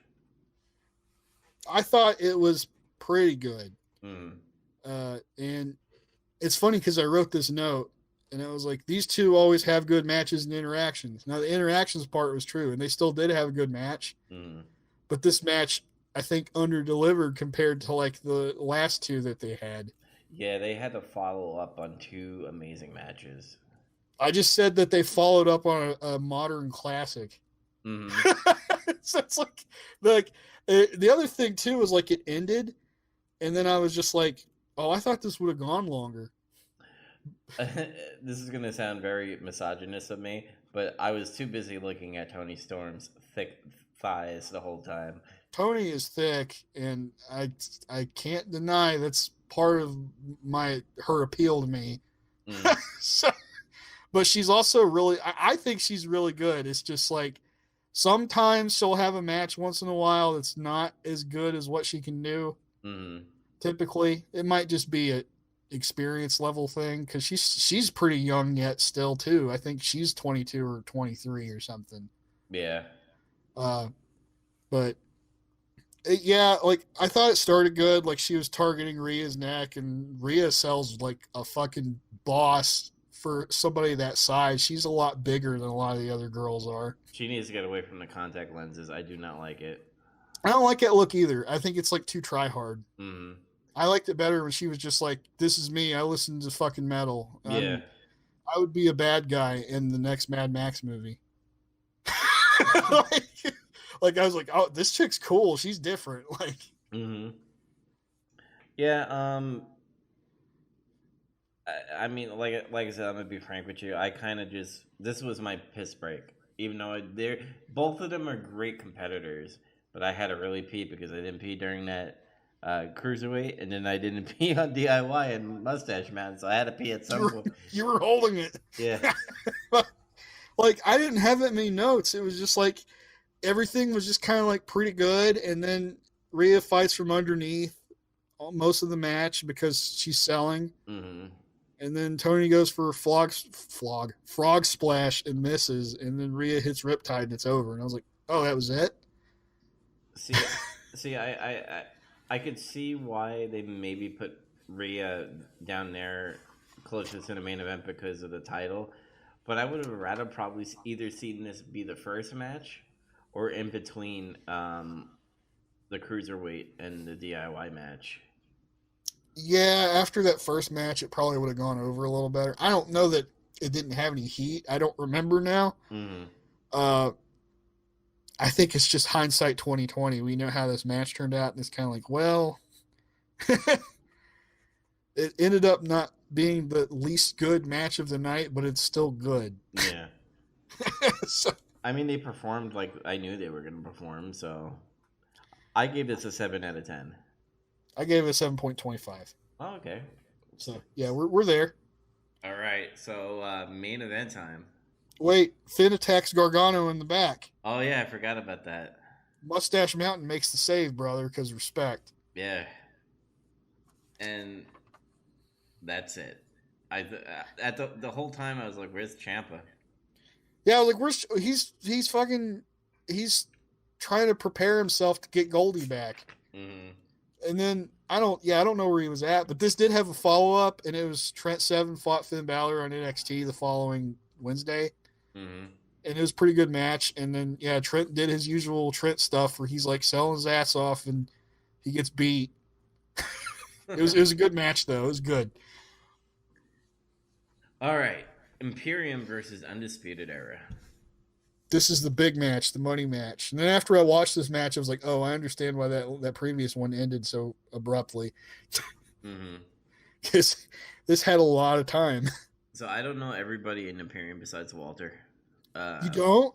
yeah, I haven't been keeping up with the Imperium that much. Well, Alexander Wolf was in fucking Sanity, if you remember that. Yeah, and that's the guy who got injured, correct? Yeah, I don't know what happened to him. I'm still kind of unclear about that. The only thing I think of is he got his bell rung and they just got him out of there. Mm-hmm. And then Fabian Eichner was in the Cruiserweight Classic. He was like the biggest guy in it. He was like that 6 foot dude who was like kind of big, and he was doing like fucking lion salt off the top rope or some shit. Hmm. I was like, damn, that guy's impressive. Yeah, he's in it. And then Marcel Bartel is like the guy who just didn't have any connection to anything. And he's a heat getter, though, I tell you that. His gimmick was he would just come into the ring and he'd put his hands behind his back and he would just look at everybody like they were shit. Mm-hmm. And then he wouldn't do or say anything, and it pissed people off. They were just like, boo, do something. He would just stand there and look at them like, no. That's a good gimmick. It was working. Um. So, yeah, so he got injured, and obviously it wasn't planned or anything because the referee put up the X mark, and then that means he's done. Yeah, I think they called it on the fly there after that. Uh,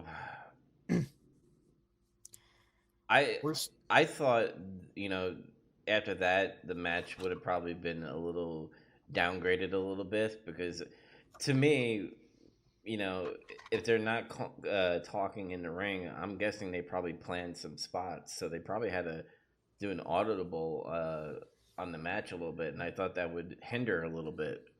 But no, was I wrong? no, if anything, they just picked back up like they're just like, okay, they readjustment, and they spent some time adjusting a little bit, and then it was just like, it's like nothing happened. Mm-hmm. I mean, it's obvious their dude is gone and they're suffering for it, but Yeah, it doesn't look like anything's fucked up. Walter had some fucking chops, dude. Like how he was chopping at people. I love watching Walter. He reminds me of like Vader. I'm not saying he wrestles like Vader, Mm. but like just one of those big guys that works kind of stiff, and it just looks like the shit he does hurts. Like just like God damn, when he hits somebody, I'm like fuck. I like how Kyle O'Reilly, he's scared of Walter, but he like does the leg strikes, like he's gonna do something. Yeah, he's trying to like chop him down and get him in holds and shit, and then Walter hits him once. And he just like crumples like a Family Guy character. Mm-hmm. I love how Kyle O'Reilly's underrated for selling, in my opinion. He always does like this awesome shit where when he gets knocked out, he like falls on his head with his ass in the air. He's like somebody got knocked out in Family Guy. Yeah, everything was hard hitting about this match. Yeah, there's a lot of stiff shots. Bobby Fish. I always think Bobby Fish is like the weakest link out of the whole Undisputed Era. I could see that because he's not really that good a promo, and he's like, in terms of like his in-ring stuff, he's not that flashy compared to the other guys. Mm-hmm. Like Roderick Strong's a fucking beast. He can just do a bunch of shit, and he's got a lot of impressive moves. And then Kyle O'Reilly is just unique. He's good at that MMA strikey bullshit, take you down, put you in hold stuff. And Adam Cole is Adam Cole. Yeah, Adam Cole, baby. But Bobby Fish is like solid. He's just like really solid at what he does. Mm-hmm. And it may not be real flashy, but everything he does is good. Roderick Strong reminds me of Kyle Reese from Terminator. I don't know why. I think it's the hair. He's got similar, like not the same color, but he has the same kind of haircut. Yeah, it's weird. It freaks me out a little bit. I don't even fucking think about that, but whatever. um, I don't have too much notes. I was just amazed because I didn't really see a lot of Imperium. I've seen a lot of Undisputed Era, and seeing them face with Imperium was like so good. Like I was yeah, amazed by the hard hitting. There was a couple high flying moves. You know, Adam Cole does it sometimes, but yeah. Fabian Eichner's good. He's interesting because he's kind of a bigger guy, but he can fly. mm-hmm. And then Marcel Bartel is really he's really solid. Not a lot of flashy stuff, but he does have a few flashy moves. Yeah. He's more about the psychology and shit and just stuff looking good. I'm still not real sure about Alexander Wolf. I've not seen him since he's been in Imperium. And honestly, whenever he wrestled with Sanity, he would just like do some brawling and do some kind of basic wrestling moves. And usually he'd be the guy that just eats it. He just takes like a big spot and is just out. Mm-hmm. So I guess the jury's still out on him. I don't know. Yeah, Uh, yeah, because you know, they did that match without him, and it was still good. I'm gonna have to like maybe try to research him or some shit, just see if he's gotten any better or if he was good the whole time. It's just he was playing a crazy guy before. Mm-hmm. Uh, I got little notes here about stuff like there's a double suplex Oh yeah. Walter did to Kyle and Roddy. I was like, oh my god, that was scary looking when he did that. I liked when like Roddy just started turning up the pace on Walter, and it was just that's when shit got really good again. Yeah. He slammed Walter through a table, the Olympic slam. Oh yeah, yeah. That was fucking impressive. Yeah, That's a big guy. when I saw him go through the table, I was like, "Oh shit, dude," because it looked like it hurt. Like seeing Walter, the big dude, just go through a table like that, you know, it's got to sting a little bit. I think he landed on like a monitor and it kind of fucked his back up. Like he had like a cut or some shit. Mm-hmm. And then Walter ends it like with Walter does a shotgun drop kick like Valor does, but when Walter does it to you, you fucking bounce off the turnbuckle. It's like, god damn! Like when a guy that big drop kicks you, you gotta like sell it like you got fucking destroyed. Who's That's what Bobby Fish did. It's kind of fitting in a way that Bobby Fish got hit with that because Bobby Fish is the one who hit the guy who got injured. Yeah, I'm not. I wasn't really sure what happened when it happened. I was like, what? I don't. It's still unclear what exactly happened to Wolf. Mm-hmm. There wasn't really an injury report or anything. Hope he's okay. Yeah, you know, shit happens in the ring. But yeah, this was just good. It was just good. Like this is big match booking. Let's put the faction against the faction and have them fight. Like that shit's awesome. And we haven't had that in a really long time. Yeah, and it was really good to watch. There hasn't been faction versus faction shit since like fucking the Attitude Era. Honestly. So what did you give this match? I gave it 8.75 out of 10. Oh, this was my favorite match of the night. I gave it a 9.5 out of 10. Ah, so we just flip flopped a little bit on those two matches, but hey. So I guess we'll give an overall. What did you have any final notes for this pay per view? And what's your score? I said a bona fide classic took place on this show, possibly two. Mm-hmm. So we'll say the Undisputed Era versus the Imperium was the other one. So we'll say sure, two what will be modern classics happened on this show. Okay. My final notes are NXT knows how to do a pay per view. Fuck yes, they do. Vince and main roster people, why can't you do the same thing? Because Vince, brother. Yeah, but they have like their creative fucking team or whatever. Yeah, they're Walking Dead writers and shit, whatever. I gave this an 8.5 out of 10. So did I. Cool. So we got the overall score, right? Yeah, great pay-per-view. Best pay-per-view I've seen in a long time. I agree. Not counting watching old ones, I guess. Yeah. All right, so let's get into some Royal Rumble since we watched 88, 92, and now 2020. What'd you think of the Austin video package that opened it? I loved it. It was great. Yeah, I thought it kind of took. I had a flashback of Tough Enough. Mm-hmm. Because he's like, "Why are you here?" He's like fucking yelling at the roster, and I'm like, "Yes, fucking tell them how much they slack off and how much they don't care like you did." And then I was like, "Oh, the video package is good," and I said maybe this might be a good pay-per-view. We'll get into that. Yeah. Did you watch the kickoff? Hell no. I did, but for posterity. Okay, so I'll let you explain what happened. I'm not going to dwell on these. There wasn't too much to dwell on. There was Sheamus versus Shorty G. Because Sheamus had recently returned from being off from resting and injuries and things. And taking away the mohawk finally, thank God. He's back to his old look, basically. Yep. And it's weird because he kind of looks the same. He hasn't aged. He looks like he's in good. He looks like he's in better shape. He's a little less bulky, but he's still pretty muscular. Oh, he does that workout video, the Sheamus with the Celtic Warrior workouts. I've seen a couple of those. Mm-hmm. I watched one where he did cardio. What the fuck did he do? He did CrossFit with Becky Lynch or something, and he got gassed within 10 minutes. He was just done, and she kept going. And she's like, "Are you all right?" And he's like, "Yeah." It's just kind of funny. I watched the one with Aleister Black and Selena Vega because they're married and shit. Again, this is gonna sound funny, but I always thought Aleister Black was British, but he's not. He's Dutch, brother. Yeah, and the Dutch Destroyer. That's one of his names. Yeah, I don't pay attention to that shit.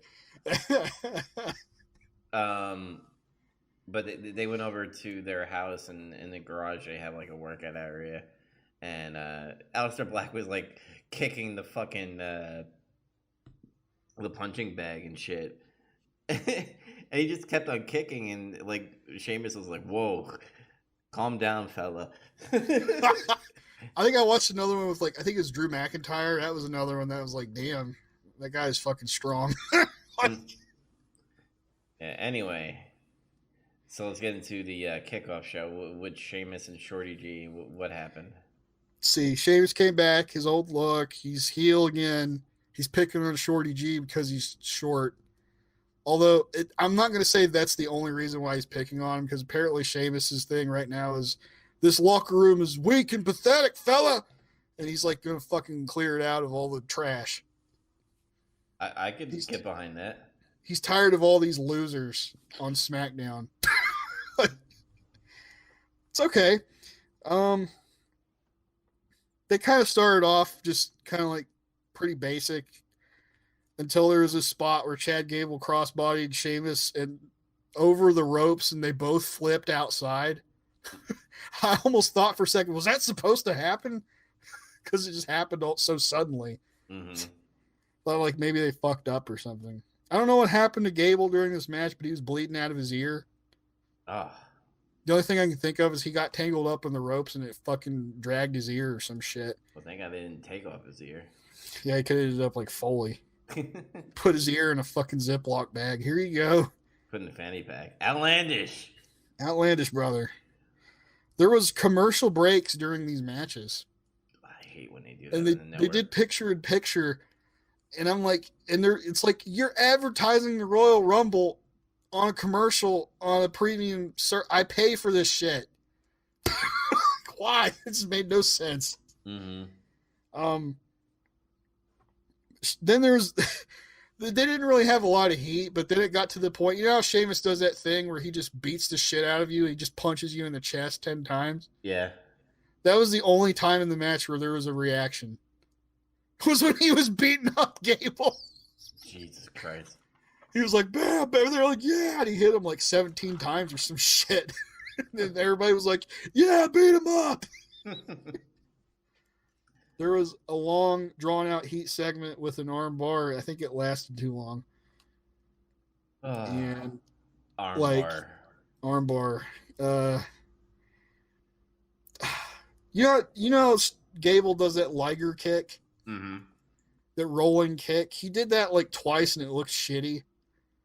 And I was like, "Why did you do that like that?" And then he did it the right way the third time, and I was like, "Oh, okay." I don't know. I just thought that was weird. You gotta, what do you call it?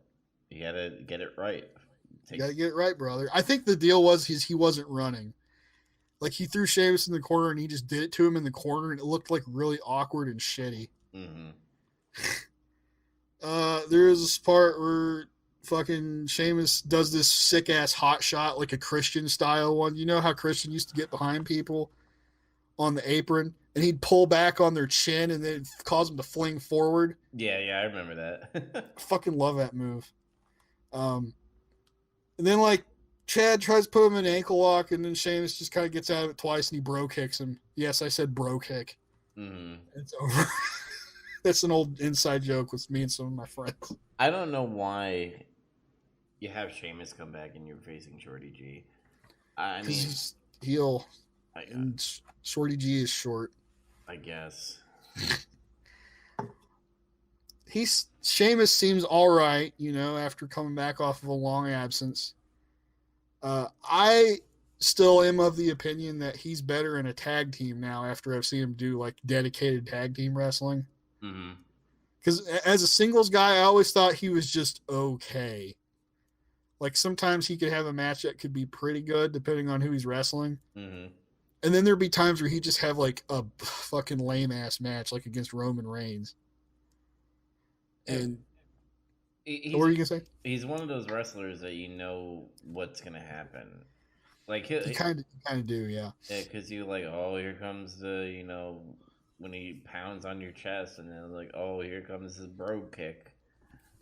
All right, that's it. That's Sheamus in a nutshell. Kind of. He does some other stuff sometimes, but those are his bread and butter. Is like bro kick, punches, the slam, fella. This Shorty G shit is bullshit. It's for the birds. I hate it. Chad Gable was getting over as just Chad Gable. I remember the reactions for those matches. When he was having those matches with Corbin, and they were like, dude, they're having good matches. My opinion of Corbin as a wrestler was not that high at that point. And I was like, God damn, like, how are they doing this? And they gave him a stupid gimmick. Yeah, because, Vince McMahon, it'd be funny, Shorty G. He's a short guy. Short people have no reason to live. This went a little long for what it was, which was just Sheamus beat him up. It was like 12 minutes when it should have been like 7 or something. Well, that's sounds like a pre-show match to me. 5.5 out of 10. It was they had a couple of good spots in it. Just kind of, it was okay. It was okay. It passed. Mm-hmm. So it looks like there was a rematch, huh, with Andrade? Humberto and Andrade for U.S. title. And I said starting out, these guys seem like they have good chemistry together. I know you're saying, like, why do they always put the Latino wrestlers just against the Latino wrestlers? Mm-hmm. And I'm like, that's a really good question. I don't know why they keep doing it. They need to try to stop. And, like, we were having that discussion about Andrade, and it was like, no, I've seen him have good matches in NXT. Like, a lot of those matches did not involve another guy that was Latino. Mm-hmm. Because at the time, I think he was the only one. Yeah, because in NXT, he did all those other great matches, and especially with Drew McIntyre. And then he comes here and is like, you're facing Rey Mysterio, Humberto. And fucking Grand Metalik, I don't know. Yeah. Let's see what happens. I know Humberto can sell pretty good. Mm-hmm. He seems to be pretty sure of himself in the ring. He does some pretty crazy moves here and there, some good high flying stuff. Yeah. There was a good spot where he did a super Hurricane Rana, where like Andrade was getting on the top rope, like he was standing on the top rope, like he was going to do a thing, and then Humberto went up there and was like, "No," and they were kind of like, there was that pause because they're like, "Okay, get ready," and then he jumps over from the adjacent rope and Hurricane Rana's him from the tippy top of him standing up, which is a pretty crazy spot. It got a good reaction. Mm-hmm. And then there was like a reversal sequence, and then after that move, that big move, Andrade wins with like a roll up reversal, and it's over.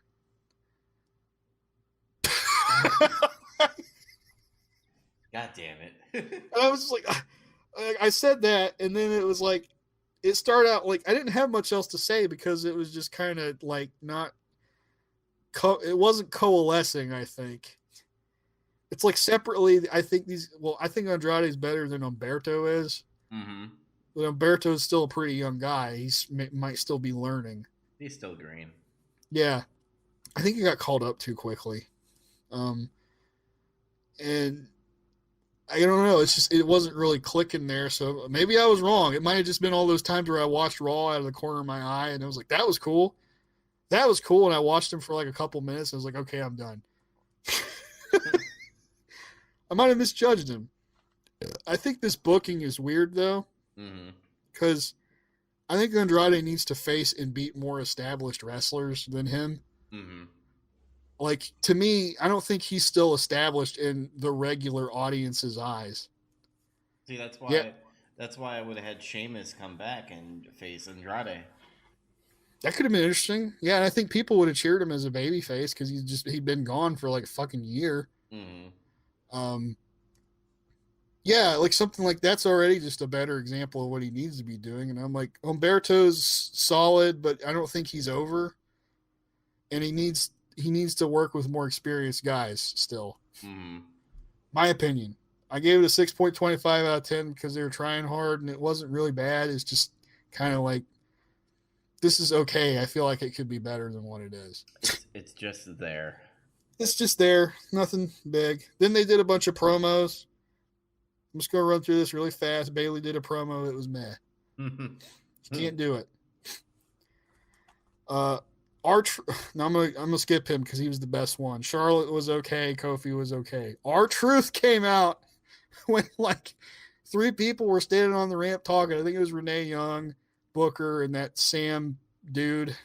I can't ever remember his last name. Sam. Truth comes out and he's like walking to the ring, and then Booker's like, "What are you doing, man?" And he's like, "I'm in the Rumble."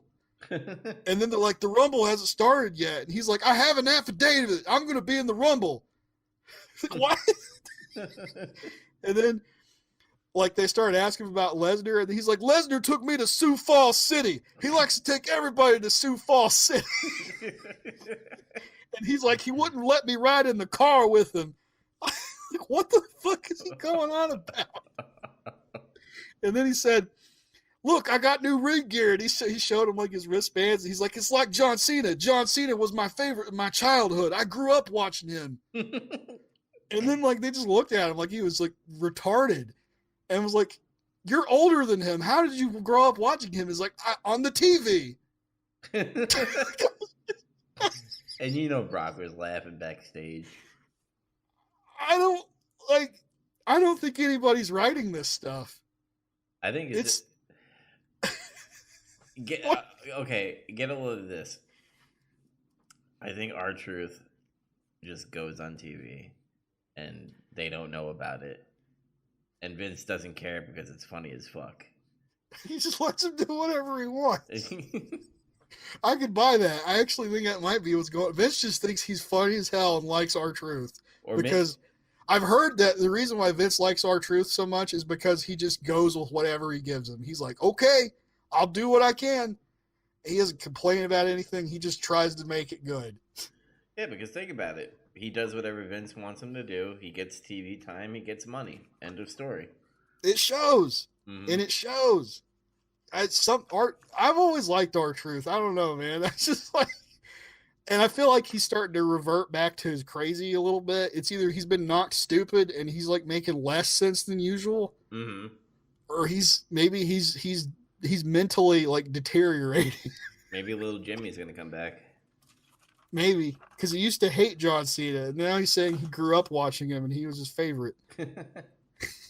Sioux Falls City. Oh god, is there any other promos? No, that was it. It was just really talking about what R-Truth said. All right, let's get into the main card. So we have Roman Reigns versus King Corbin. King. Mm-hmm. And Falls count anywhere. Yeah, I was really surprised about this match because I was like, all right, it's Falls count anywhere. They're probably going to do some dog food shit. They saved that for the following SmackDown, thankfully. Yeah, and the setting was pretty cool. I don't have too many notes. I'm just the only notes I have is, wow, King Corbin is okay. Roman Reigns is Roman Reigns. He's okay. The only spot I really liked is when they went on the dugout. Yeah, like okay, like I hate this weird CGI shit they put up when somebody's coming out now. Yeah. It looks so fucking bad, and it's awkward, and I don't like it. I wish they'd quit doing it. Mm-hmm. And that reminds me of that Raw where they CG'd Asuka's mist when she spit the mist at Becky during the King segment there. Mm-hmm. I heard like they CG'd it. I'm like, really? Why? You just spit mist at people. And I saw it, and it's very obviously CG'd. And I was like, God, why did they do that? It looks even worse. Yeah. I like King Corbin's entrance. It's hilarious because he's sitting on this throne and he looks like an asshole, and these 4 people are carrying him out. It's just simple shit. Mm-hmm. Crowd brawling. I'm a sucker for crowd brawling. I like it. It's fun. Yeah, I really enjoyed the whole crowd brawling and just them going outside. I didn't think they were going to go to the dugout. I thought it would just be like, I'm going to be outside of the ring. Maybe we'll go backstage a little bit. But no, it's like they went into the crowd, and then in the dugout, the whole spear on top of the dugout was pretty fucking cool. Yeah, that was good. That was kind of cool. I liked Corbin whining the whole time when he was fighting him. It was funny. He kept just whining about shit. Roman was selling his ass off. Hey, say what you want about Roman. He can sell good. What is it with King Corbin? And I'm not saying this match, but he always ends up losing with a roll-up. Have you noticed that? Because it makes him seem legitimate a little bit. Because if you just roll him up, in WWE logic, the way they educate the audience, here we go, is that if you get beat by a roll-up, you could make the argument that it was just luck. It wasn't really like a decisive win. Yeah, but it happens all the time. So you're saying 50-50 booking. Oh. See?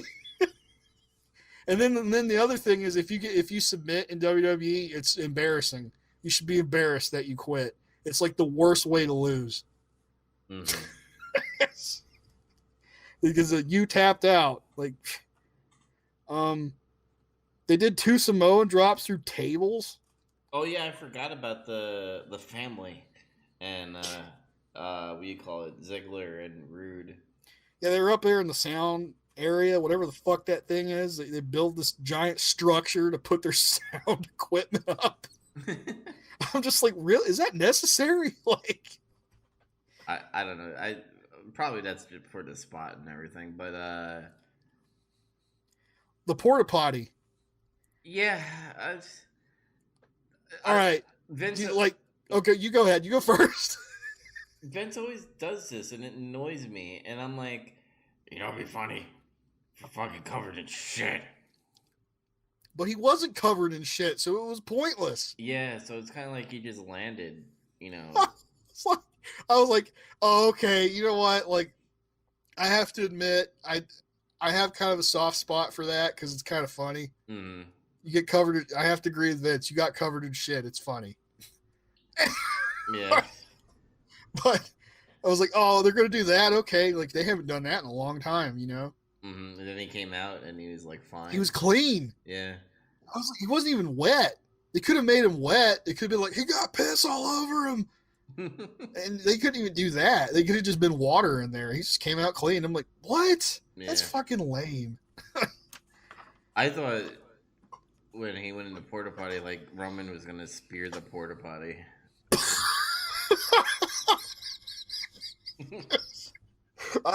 I'm just imagining him spearing a porta potty. It's stupid. You know, I, he goes, ooh, ah, and ooh, I can't fucking do it. It's just like if it was in a video game, it'd be like the porta potty explodes. mm-hmm. It's just like they're just laying there. That's what I'm imagining.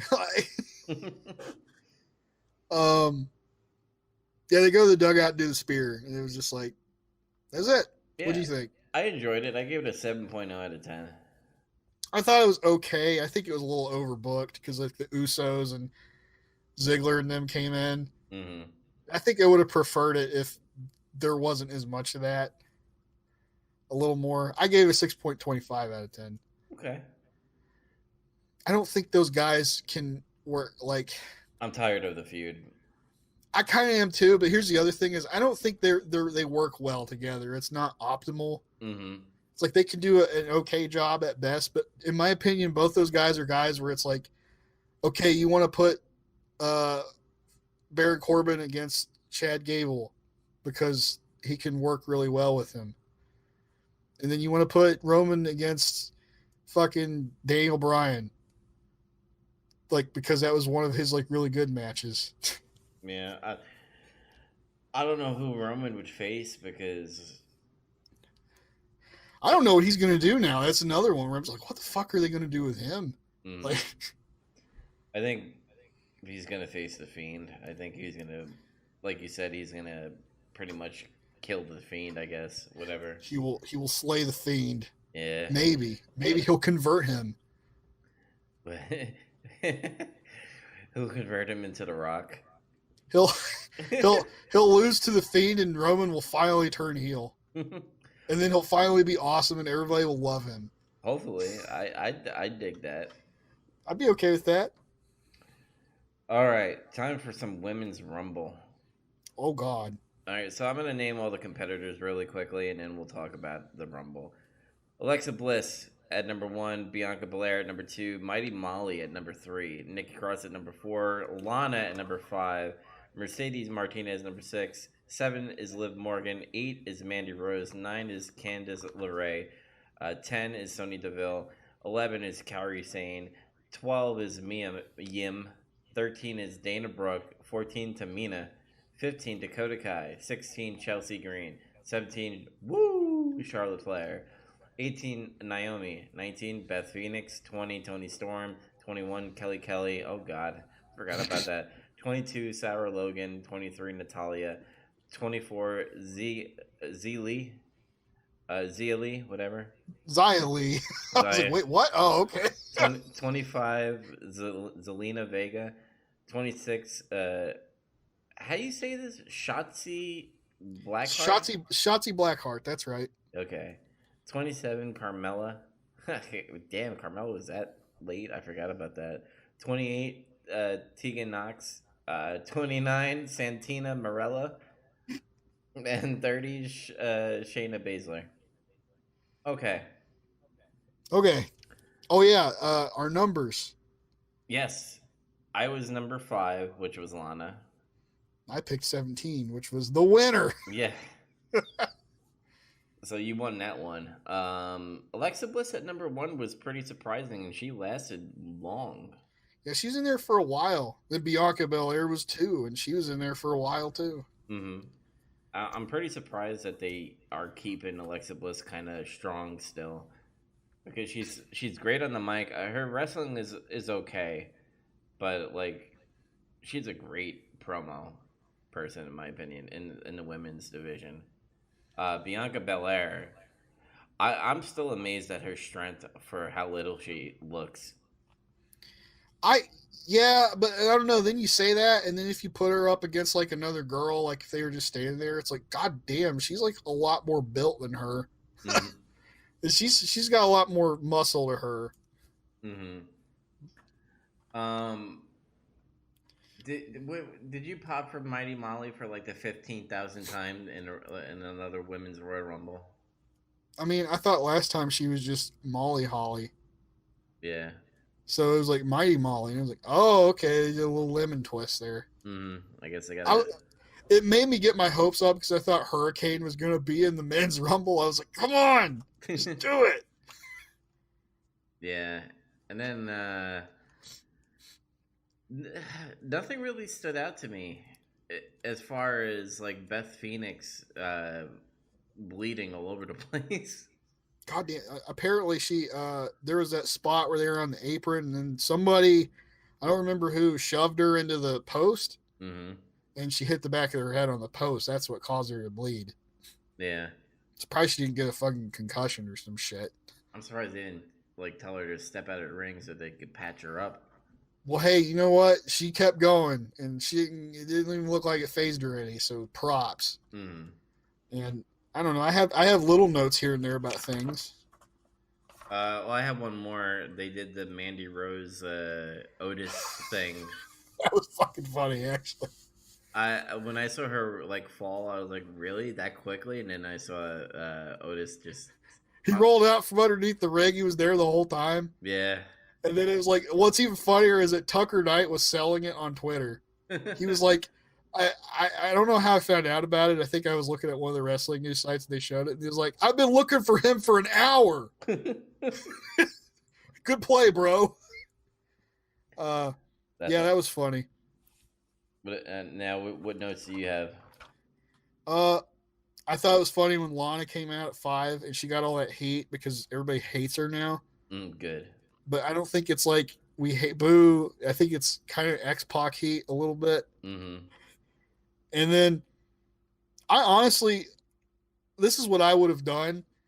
Like she came in there and she was cutting that promo and she was getting heat and then she just got in the ring and then she kind of got thrown out unceremoniously by like one person. I think it was Belair.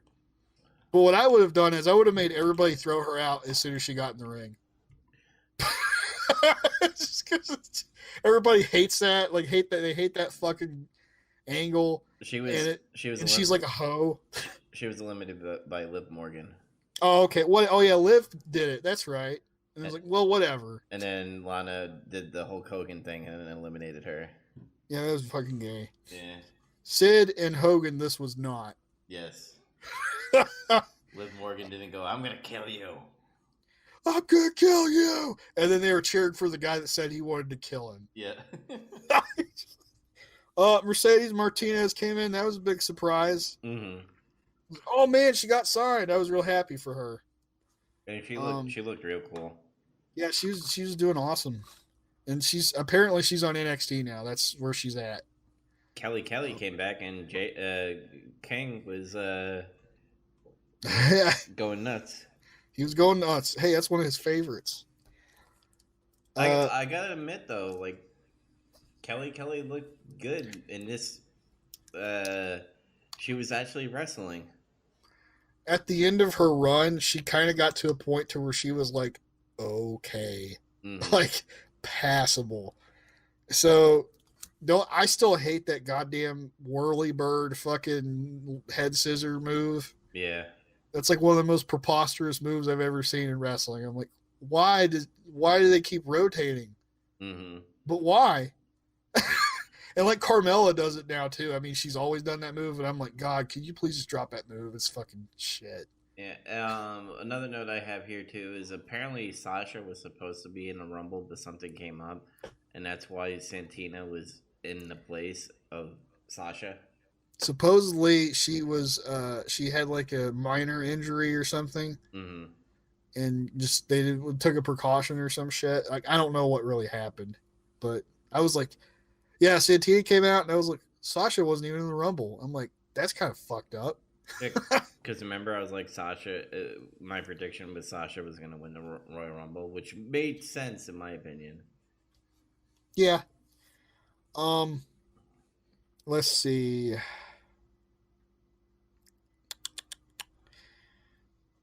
Oh, I like that spot where eventually, like the field just totally cleared. I think Bianca Belair threw everybody out except Alexa Bliss, and then those two just kind of fought for a while. Yeah, Bianca Belair has 8 eliminations, by the way. Yeah, she did pretty awesome. I got to give her props for her performance in there. Mm-hmm.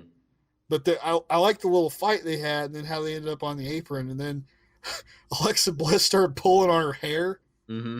So it was like, no, stop! And it was like kind of working, and then like I think she just rammed her into the post, and then she was just Bliss just fell over like she was done. Yeah, I think what happened was they were tugging at the hair, both of them, and Bianca Belair is like, "Fuck this! I'm gonna pull my own hair," and for you to get thrown into the turnbuckle.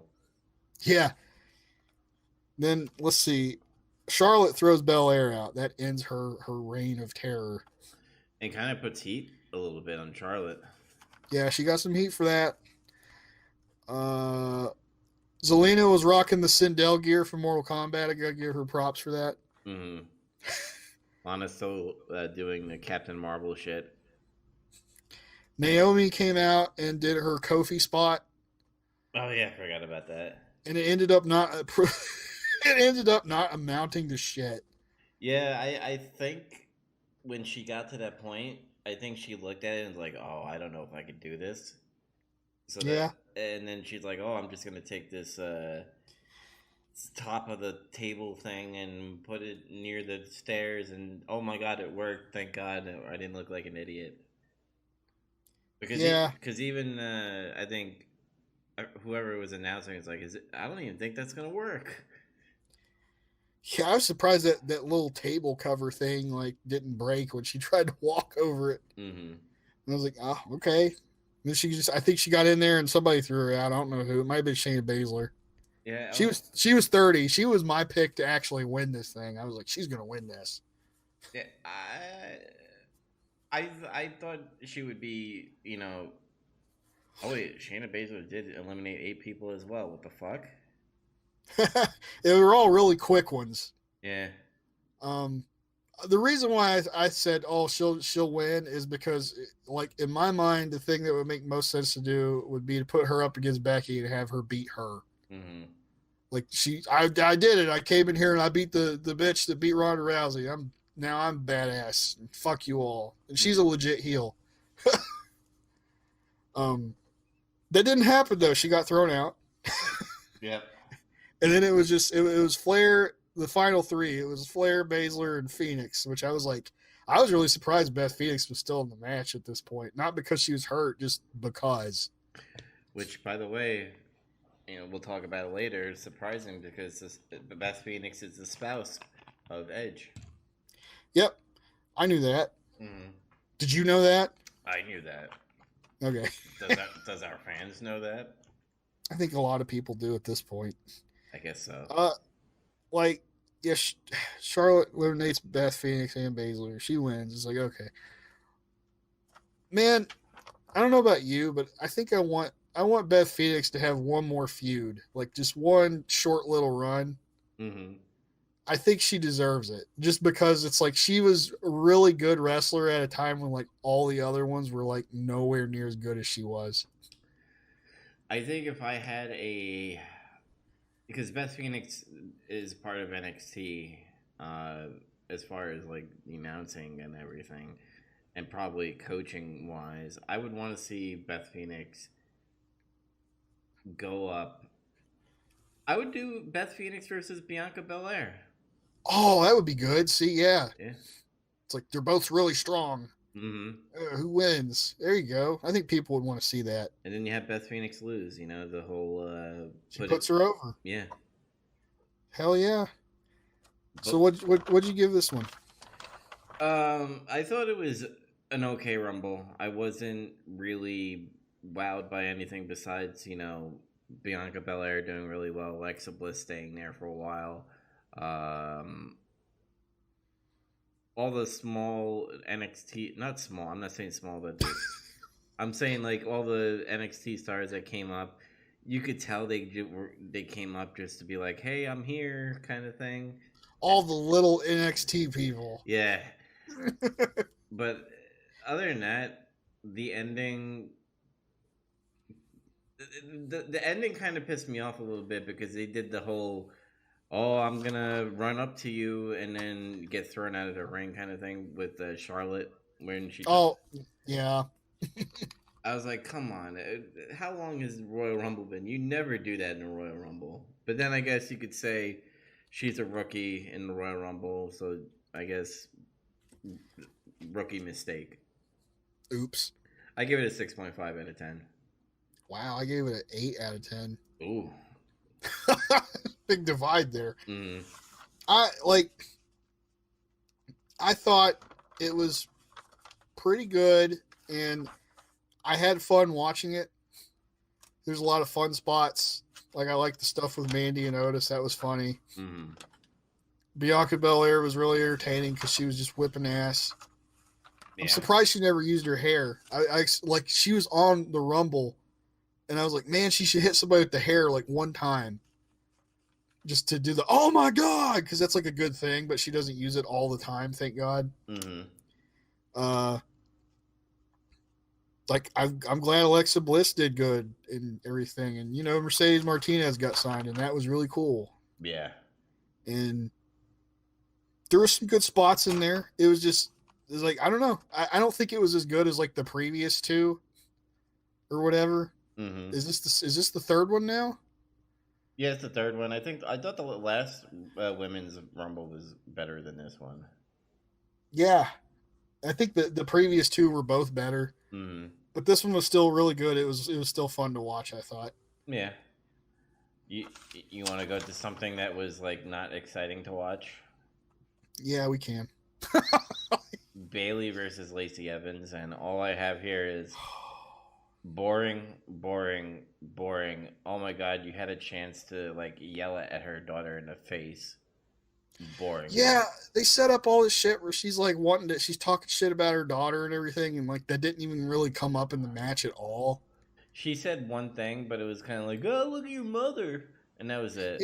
Yeah, but like I want her to like go up to her and talk shit, or like have her be like, "Look at her, this is your mom, fuck her," and then she like, I don't know, shoves her into the post or some bullshit, some heel shit, something. Yeah, and that didn't happen. And then like, I did like that Bailey was already trying to cheat, faked an injury to get an advantage. That was heelish.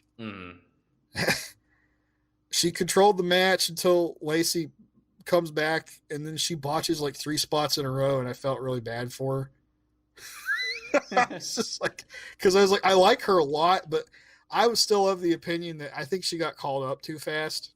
Yeah. Like, because like she was improving when she was in NXT. Like every time she had a match, it was better.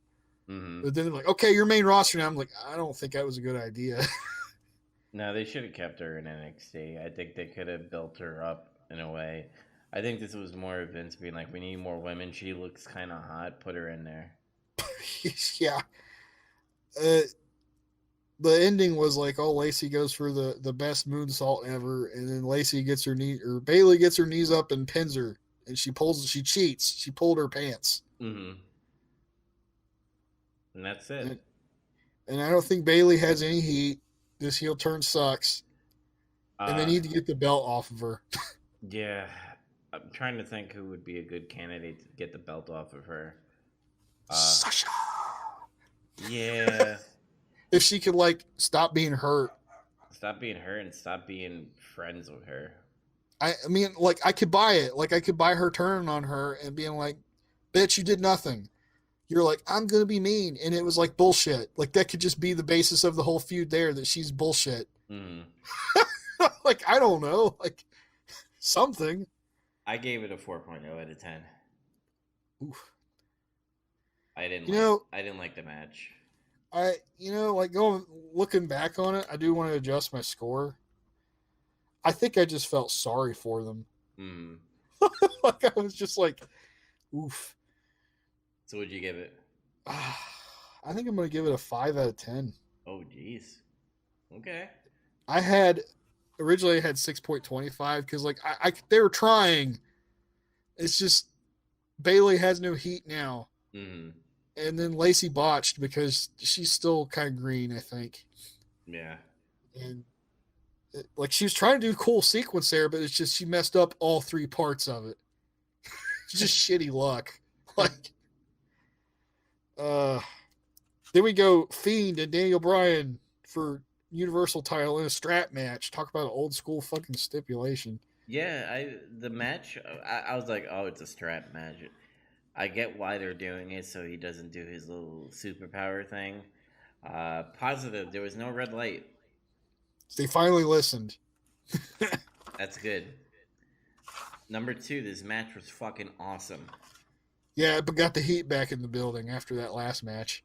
I love that Daniel Bryan used the strap to do the label lock Yeah, that was cool. or the yes lock, however you want to say it.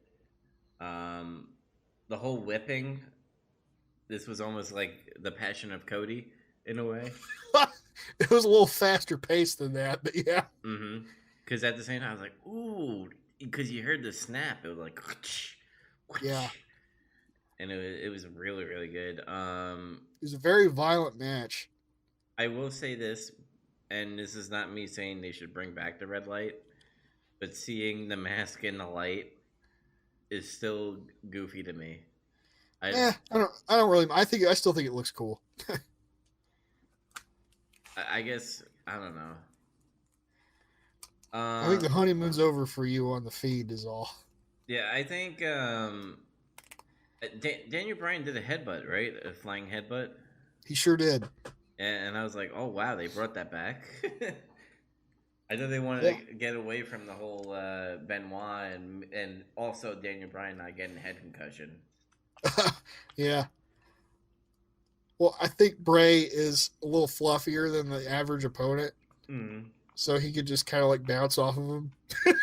I mean, that still hurts. Oh, probably, but it's not going to hurt as much as like when you do a flying headbutt to like fucking Ciampa, I guess. Bobby Roode or somebody. I don't know. Like, you just land on a rock. Yeah, I was really enjoying like there was. I got a little scared at some points because when Daniel Bryan went on the top rope, like he got tangled up on the ropes with the strap, and I was like, "Oh, don't go up don't go up the top rope." He did a crazy dive too. Like he jumped over the post to the outside. Mm-hmm. I was like, "Fuck!" He got like a bunch of air when he did that. I was actually waiting for like the red light to turn back on because I was going with maybe the red light is like his power or something like that. And I guess, I don't know, maybe Bray Wyatt wanted to turn off the red light so that he's not fully powerful. And then he would turn it on. Kind of like a not Freddy versus Jason, but like a Freddy or a Michael Myers. Like he's a monster, but then he's like a super monster now. He turns it on. Maybe. I think they might still be trying to figure out how to do this exactly. Because, like, I'm not... I was kind of like, I don't want him to be, like, fucking invincible. Because that's just a trap, pretty much. Yeah. But I like him being, like, really incredibly tough and hard to beat. Like, I can buy that. Which is what he was here. Like, he low-blowed him 5 times and DDT'd him. I was like, fuck, on the table. Then there was that sick ass counter when like he went to do the knee and then Bray caught him in midair and hit Sister Abigail. That was fucking sick. Yeah. Oh my god! Like I was like, did that just happen? That was fucking cool. Like, and there was times where I was just like, is Daniel Bryan gonna win? Yeah, like there's a few times where it's like, god damn, he can win. Like, you know, when he got the claw on him. And then Bryan was countering with like a bunch of submissions. Like he did a triangle and then they kept like transitioning. He just put him in like 3 different submissions. I do laugh every time when I hear Bray like scream in the mask. He goes like,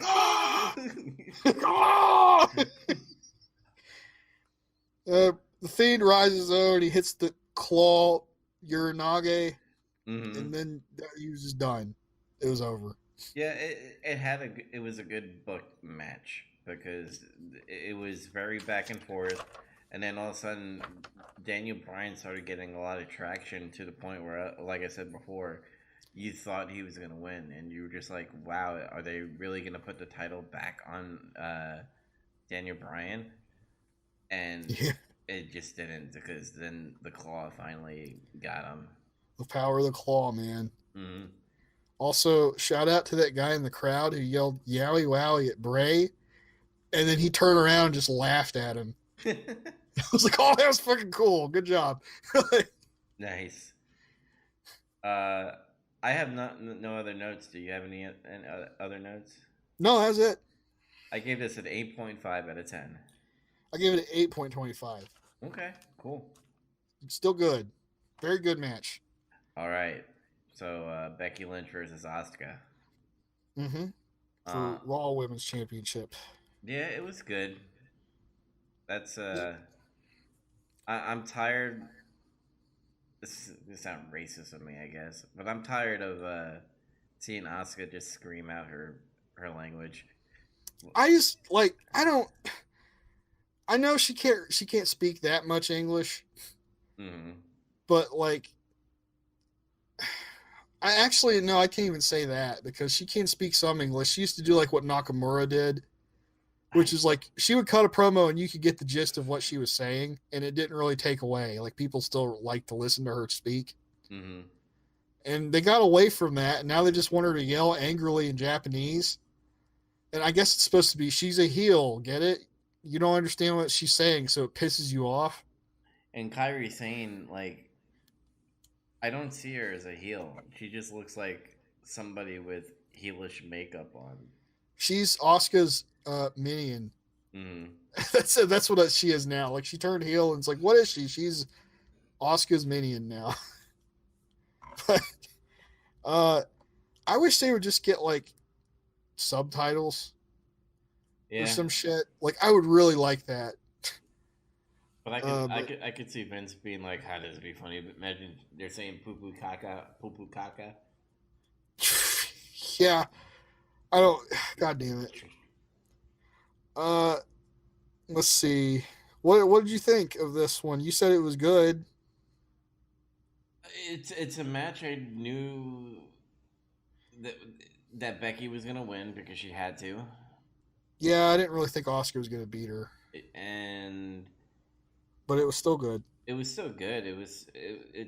It's pretty much kind of the same match that happened last time with them, just that Becky won. Uh, I actually remember that match, and I thought it was a decent amount better than what this one ended up being. Mm-hmm. Especially that finish. That finish was like so fucking cool. Where she put her in the Oscar lock, and then Becky was like kind of reversing out of it. Mm-hmm. Like she reversed out of it like twice or some shit, and then Oscar put her in that crazy bridge thing where she just couldn't get out of it at all and had to tap out. I was like, oh man, that was cool. That's like shit. It's like that was like an NXT match basically. And then people got pissed off that Becky tapped out. I guess, yeah. I kind of remember there being a little backlash. She was fucking hot back then though. Mm-hmm. So, uh, I, I I liked it. I don't have a lot of notes. It's just that these two superstars don't. My honeymoon with them are over. Is what I'm trying to say. I, Sure. Becky's a great wrestler. Asuka's a great wrestler. How they do promos doesn't really attract to me at all. The whole Becky, saying I'm the man and wearing those stupid sunglasses that she wore on Monday. Well, she wasn't doing that to the build up of this feud though. She was actually pretty different for this one. Yeah, but I don't know. Just her promos just don't capture me like they did like they did, during her bloody nose time. Yeah, that's the thing is like she's kind of like they kind of dropped the edge for her a little bit. Hmm. Like I said, when she was feuding with Sasha, and she was cutting the backstage promos where she was like really intense, looking at the camera, being like, "You're gonna fight for my title, and I'm gonna whip your ass because you're nothing." Hmm. I was like, "Fuck, here it is. That's a good promo." And then you get this where it was like, "Oh, she's like doubting herself. I don't know if I could beat you because you whipped my ass that one time," and it was pretty definitive. And I was like, "Okay, she's putting her over. That's good. You put the other person over in the promo. A lot of people don't do that anymore." Hmm. Uh, yeah, I wish they would kind of bring her edge back a little bit more. Yeah. Um, You probably got more notes than I do on this match. I just didn't care. I have a soft spot for both of these chicks. Mm-hmm. I really like Asuka a lot. I always have fun watching her. Um, let's see. I like that there's a nasty spot where like they're on the apron and then Becky hits a gourd buster. You know that front suplex thing? Yeah, yeah. Just dumped her on the fucking floor. And I was like, that got a reaction finally. It was like I think the crowd was kind of like, woo, that strap match. Mm-hmm. Hot damn, like that was they had to follow that. It was a little tough. Yeah, Um, that's a little tough for that to follow up a great match with Bray and Daniel Bryan. they did some pretty unique spots. And, like they did that, like Becky hit that top rope. She calls it the last ride when she does that weird rock bottom thing. Mm-hmm. Yeah, she did that from a top rope. I was like, God, well, that's cool. I never seen her do that before. The last ride. The last ride, get it? Yeah, I get it. Uh, let's see. I like that part where it looks like she knocked Becky out, and then like she was like the referee's like, she's out, man. I gotta call it. And then she like grabbed his leg, and she's like, no. And he's like, I guess she's still alive. Okay. Um, I like the end too. The ending was good. I like the other ending better. It was like there was almost a ref bump, but then she fucked up and got kicked, and Spitter missed. Mm-hmm. It was a cool visual because she spat all her mist up in the air, and it just looked cool. Yeah. This armor win. Good match. Could have been better though. Would you give it? I gave it an 8. Oh damn! You gave it probably like 6 or something, didn't you? I gave it a 7. Oh, well, that's not bad. Yeah. You still thought. I, I I knew what they're capable of. I don't care for the match. I didn't feel that she needed this win, even though she needed this win in the promos that she's been doing for about the past month or something. It's like, oh, I couldn't beat her last time. I got to beat her now. I think the problem is just Asuka's booking hasn't been all that good since she lost to Charlotte. Yeah, she's on a losing streak. She's the tag team champion with Kyrie though.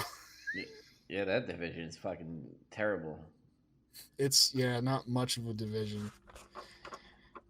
All right, sir. Are you ready for the Royal Rumble? Yes.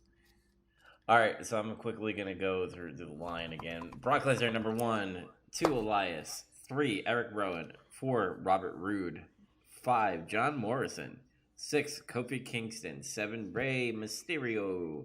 8, Biggie. 9, Cesaro. 10, Shelton Benjamin. 11, Shinsuke Nakamura. 12, Montel Vontavious Porter. Oh, MVP. God damn it. Oh, you didn't know that was MVP? No, I thought it was just MVP. Oh, okay. Fuck. 13, Keith Lee. 14, Braun Strowman. Braun. 15, Ricochet. 16, Drew McIntyre. 17, The Miz. 18, AJ Styles. 19, Dolph Ziggler. 20, Carl Anderson. 21, Do You Think You Know Me? Edge. He came out. 22, King Corbin. 23, Matt Riddle. 24, Luke Gallows. 25, Randy Orton. 26, Roman Reigns. 27, Kevin Owens. 28, Aleister Black. 29, Samoa Joe. And 30, the Monday Messiah, Seth Rollins. I remember texting you Brock Lesnar in the beginning, and I was like, this is dumb. And I was like, is Vince really this stupid where he's just going to kill the whole roster? Is he that stupid, though? They proved me wrong. I'm hoping this was a Brock Lesnar saying, I want to give the belt to Drew McIntyre. I think that's the plan. Yeah, and I think that's where it's obviously going. Allegedly, this is Paul Heyman's plan. Oh, okay, cool. So, I don't know. Yeah, see, like at first I could understand like this Brock Lesnar is such a weird case in wrestling. Because there's people like, I hate Brock Lesnar. All he does is suplex people and shit. But when he actually gets in a match, there's heat. Yeah. And then people watch what he's doing.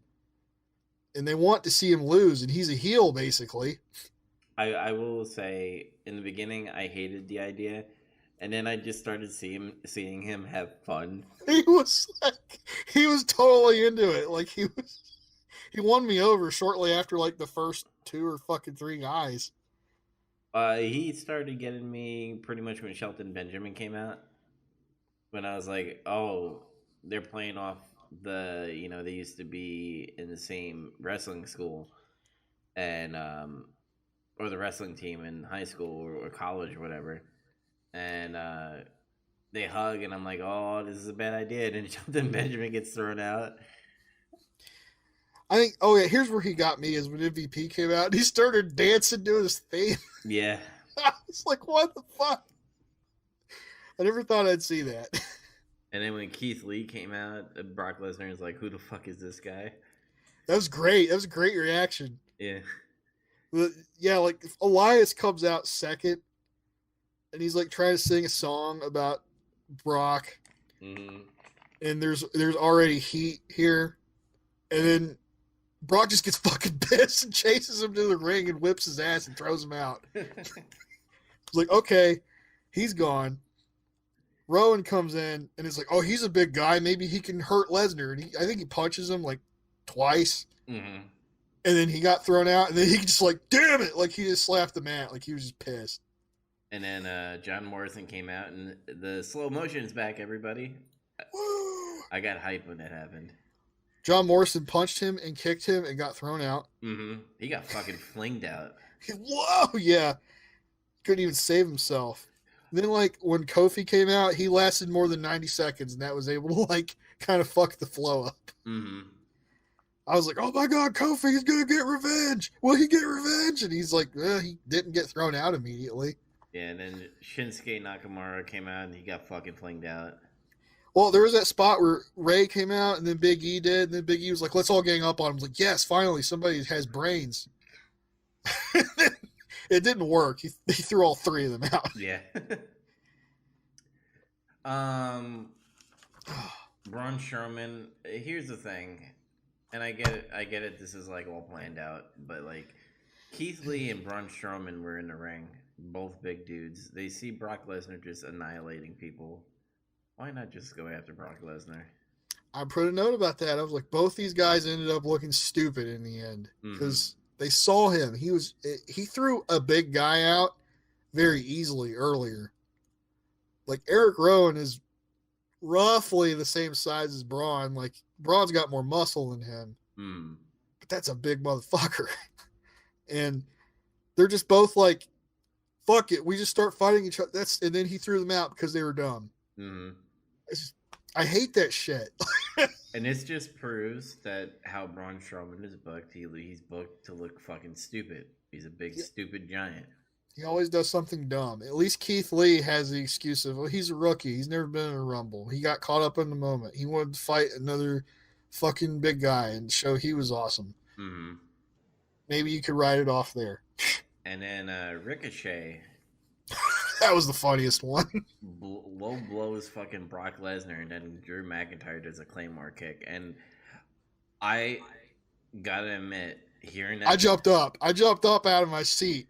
Hearing that pop for Drew McIntyre doing that, Vince had to see it right away. Be like, dude, we got something. We did something right, everybody.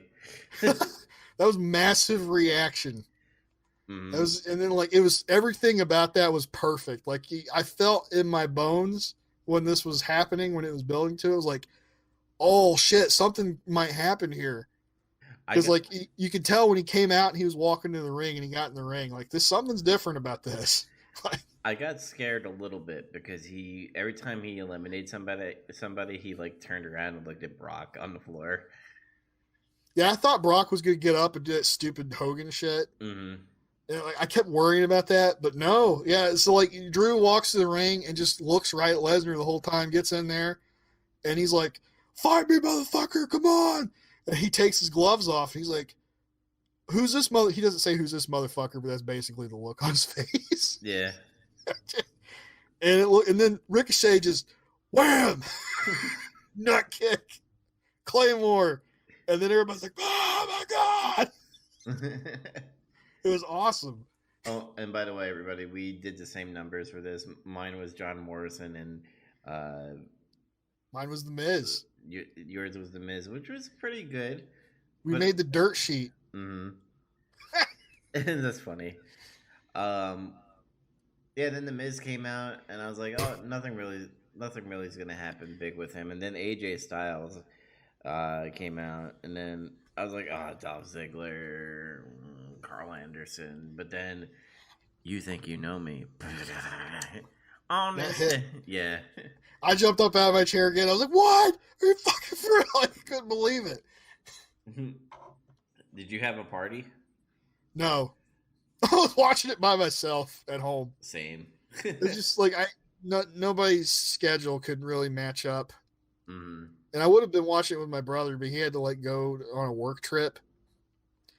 And yeah, that got a genuine reaction out of me too. I was like, oh my god, I can't fucking believe. We've never done like a list of like, oh, who's your top 12 favorite wrestlers or anything. We haven't done that yet. No, we should. But we should soon. We should sometime. Edge is one of my favorites for sure. And like when he had to retire, I was like, man, I was such a downer because he was still pretty young when that happened. Yeah, it was a very emotional Raw. It was rough. I bought his book and I read his book and everything. Mm-hmm. So it's like, this sounds weird, but like I remember watching him from when he first appeared on Raw all the way up to that point up to now. It's like I've kind of grown up with Edge. Yeah. You know, in a way. So it's like when he came back, it's like, oh, I can't believe this is really happening. Like, it was just crazy. The Brood. Yeah. Well, it was before the Brood. Like when he was just the angry guy in the subway. And he feuded with Jeff Jarrett. Mm-hmm. I remember that. And then Randy Orton came out, and then Randy and Edge had their moment, and then Edge kind of threw out Randy Orton. That was great too, because they're like, they're going to work together. Everybody was like, yeah, Randy Orton, like they're getting into it, and then like that's just old enough to be nostalgic now. Mm-hmm. And yeah, there was that bit of fuckery where they were talking to each other, and you can see Orton. He's got that look on his face. It's like, oh, he's going to fuck Edge, isn't he? But then Edge was like, no, I fucked people before you did, brother. He fucking threw him out. Like, it was great. And then like Randy smiled a little bit and then left. Yeah, I thought his reaction to it was great too. He was like, bullshit. Like I would have done that if you got lucky. Randy was probably like, I'm just gonna go back home and play video games. Fuck it, let's go stream. Roman Reigns got boozed, but like this was where I was getting a little nervous. Where I was like, they better not eliminate Drew McIntyre with Roman Reigns or something like that. And they had my bet was still for Roman to win. Mm-hmm. I was like, oh, he's gonna win. He's gonna beat the Fiend. And then they did this whole the Seth Rollins stable with Kevin Owens and Samoa Joe, and Aleister Black was there as well. And I didn't really care for that at all. I knew that they weren't gonna win, and they just threw this in there to kind of be like, all right, let's have a lot of eliminations happen now. It was good heel heat, I thought. It pissed people off because I'm trying to think, and I actually don't ever really remember there being a spot in the Rumble where like a bunch of the faction guys just came out that weren't even in the match to like fuck with the match. Mm-hmm. Like I maybe I'm wrong, but like I feel like that's the first time I've seen that. So it was unique. Yeah. So the final four was Edge, Roman Reigns, Drew McIntyre, and Seth Rollins, right? No, it was Roman, Orton, McIntyre, and Edge. Okay. Somebody threw Rollins out. It might have been Roman. I think it was Roman because, or no, like I remember that the Rollins was trying to get Roman to join up with him. He's like, "Come on, one more time, brother." And then Roman's just like, "For real?" And he like punches him and sets up all that shit for everybody to hit their finisher on him. Yeah, it was a Superman punch. And then McIntyre, I think it was McIntyre that threw him out. Yeah. And then it was like Roman, Orton, McIntyre, Edge. Mm-hmm. Yeah.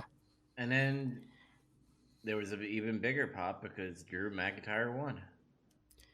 Also, Roman eliminated Edge. I don't think that was a good idea, but whatever. Yeah, I mean, I think that was done on purpose, in my opinion. I think. Well, you know what though? No, actually thinking about it now, maybe that was the best way to do it. Because if Orton threw him out, that would have just been, where's the story there? Mm-hmm. And then if Drew throws him out, he would get booed because it's Edge. And you could build a storyline with Roman Reigns and Edge. Like after Edge fights with Randy Orton, Roman could go, "Hey, but I threw you out." Battle of the Spear. Will they spear each other? Mm-hmm. Will they knock each other out at the same time? They'll both give each other surgery. So I guess Roman had to take that heat, and he can take it anyway because he's entered the John Cena area where he can just accept it. It's his yard now. It's his the best heel promo of all time. It's my yard now. Fuck. So would you rate this men's rumble? I gave it a 7.5 out of 10. Wow, I gave this an 8.0 out of 10. Oh, okay. I thought it had a good storyline build with Brock Lesnar and then Drew McIntyre, like taking out the I guess the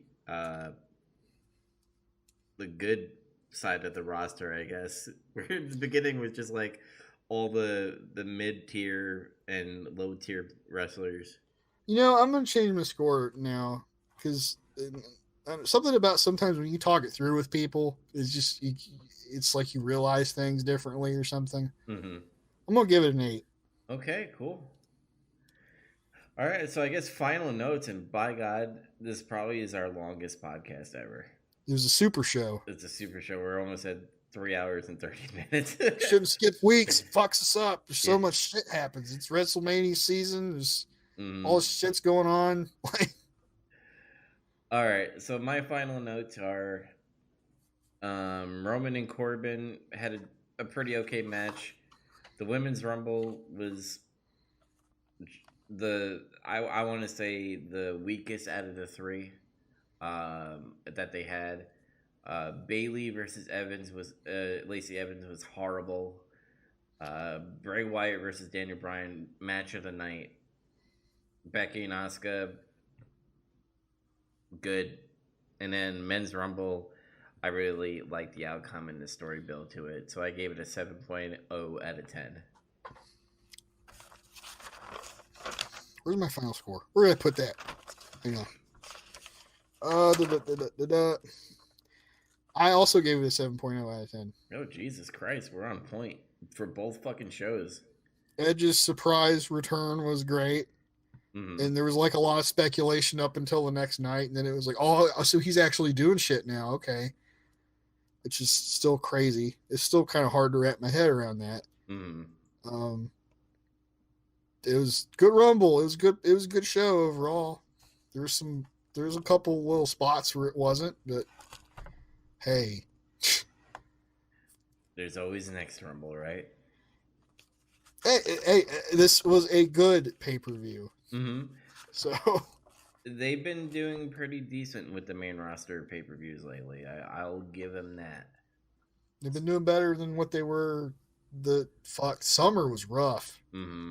I don't know what was going on, but it was like, man, that summer was just rough. But they always do this. Every time it gets up to WrestleMania, you're like, oh, maybe this will jumpstart something, and then they shit the bed at some point. It's after WrestleMania usually. It's like the first 3 or 4 weeks after WrestleMania, they can kind of maintain that tide, and then it's just like it recedes, and it's just like they fall flat on their face creatively. It seems like I don't know. Mm-hmm. Let's just do whatever until SummerSlam. That's like their mentality. Yeah, so kind of do a little house cleaning here, or announcements, I guess. Our next pay per view that we're going to be watching, well, maybe I'm watching. I don't know if you're watching, Zach. AEW Revolution. No, I'm gonna try to watch it. I have to figure out how. I'll give you a website that is legal. Wink, wink, nudge, nudge. How much is it? Are they still charging an outrageous amount for their shows? Yeah, I think they're doing like fucking 50 or something like that. That's so fucking stupid, man. Like Yeah, I'm not about that life. WWE doesn't even fucking do that anymore. They make fun of you if you actually buy the pay per view. What are you doing buying pay per views? Get the network, dumbass. Like, $9.99. I mean, they're not wrong, dude. Why? Like, Mm-hmm. All right, yeah, so AEW Revolution is happening February 29th. AEW actually announced that Double or Nothing is going to be in May. oh, wait a second. NXT Portland's going to happen before that, actually. Oh, really? It's the 16th. Oh, shit. So I guess we'll be watching NXT TakeOver Portland, which is a couple days after Valentine's Day. Next week. Mm-hmm. So, Next Sunday. yeah, so keep an eye on that. If you want to watch more of our shows, we have Big Trouble Little Podcast, which we are starting the Gina Davis thing. We still haven't done the Fly review and just a bunch of shit because life gets in the way like usual.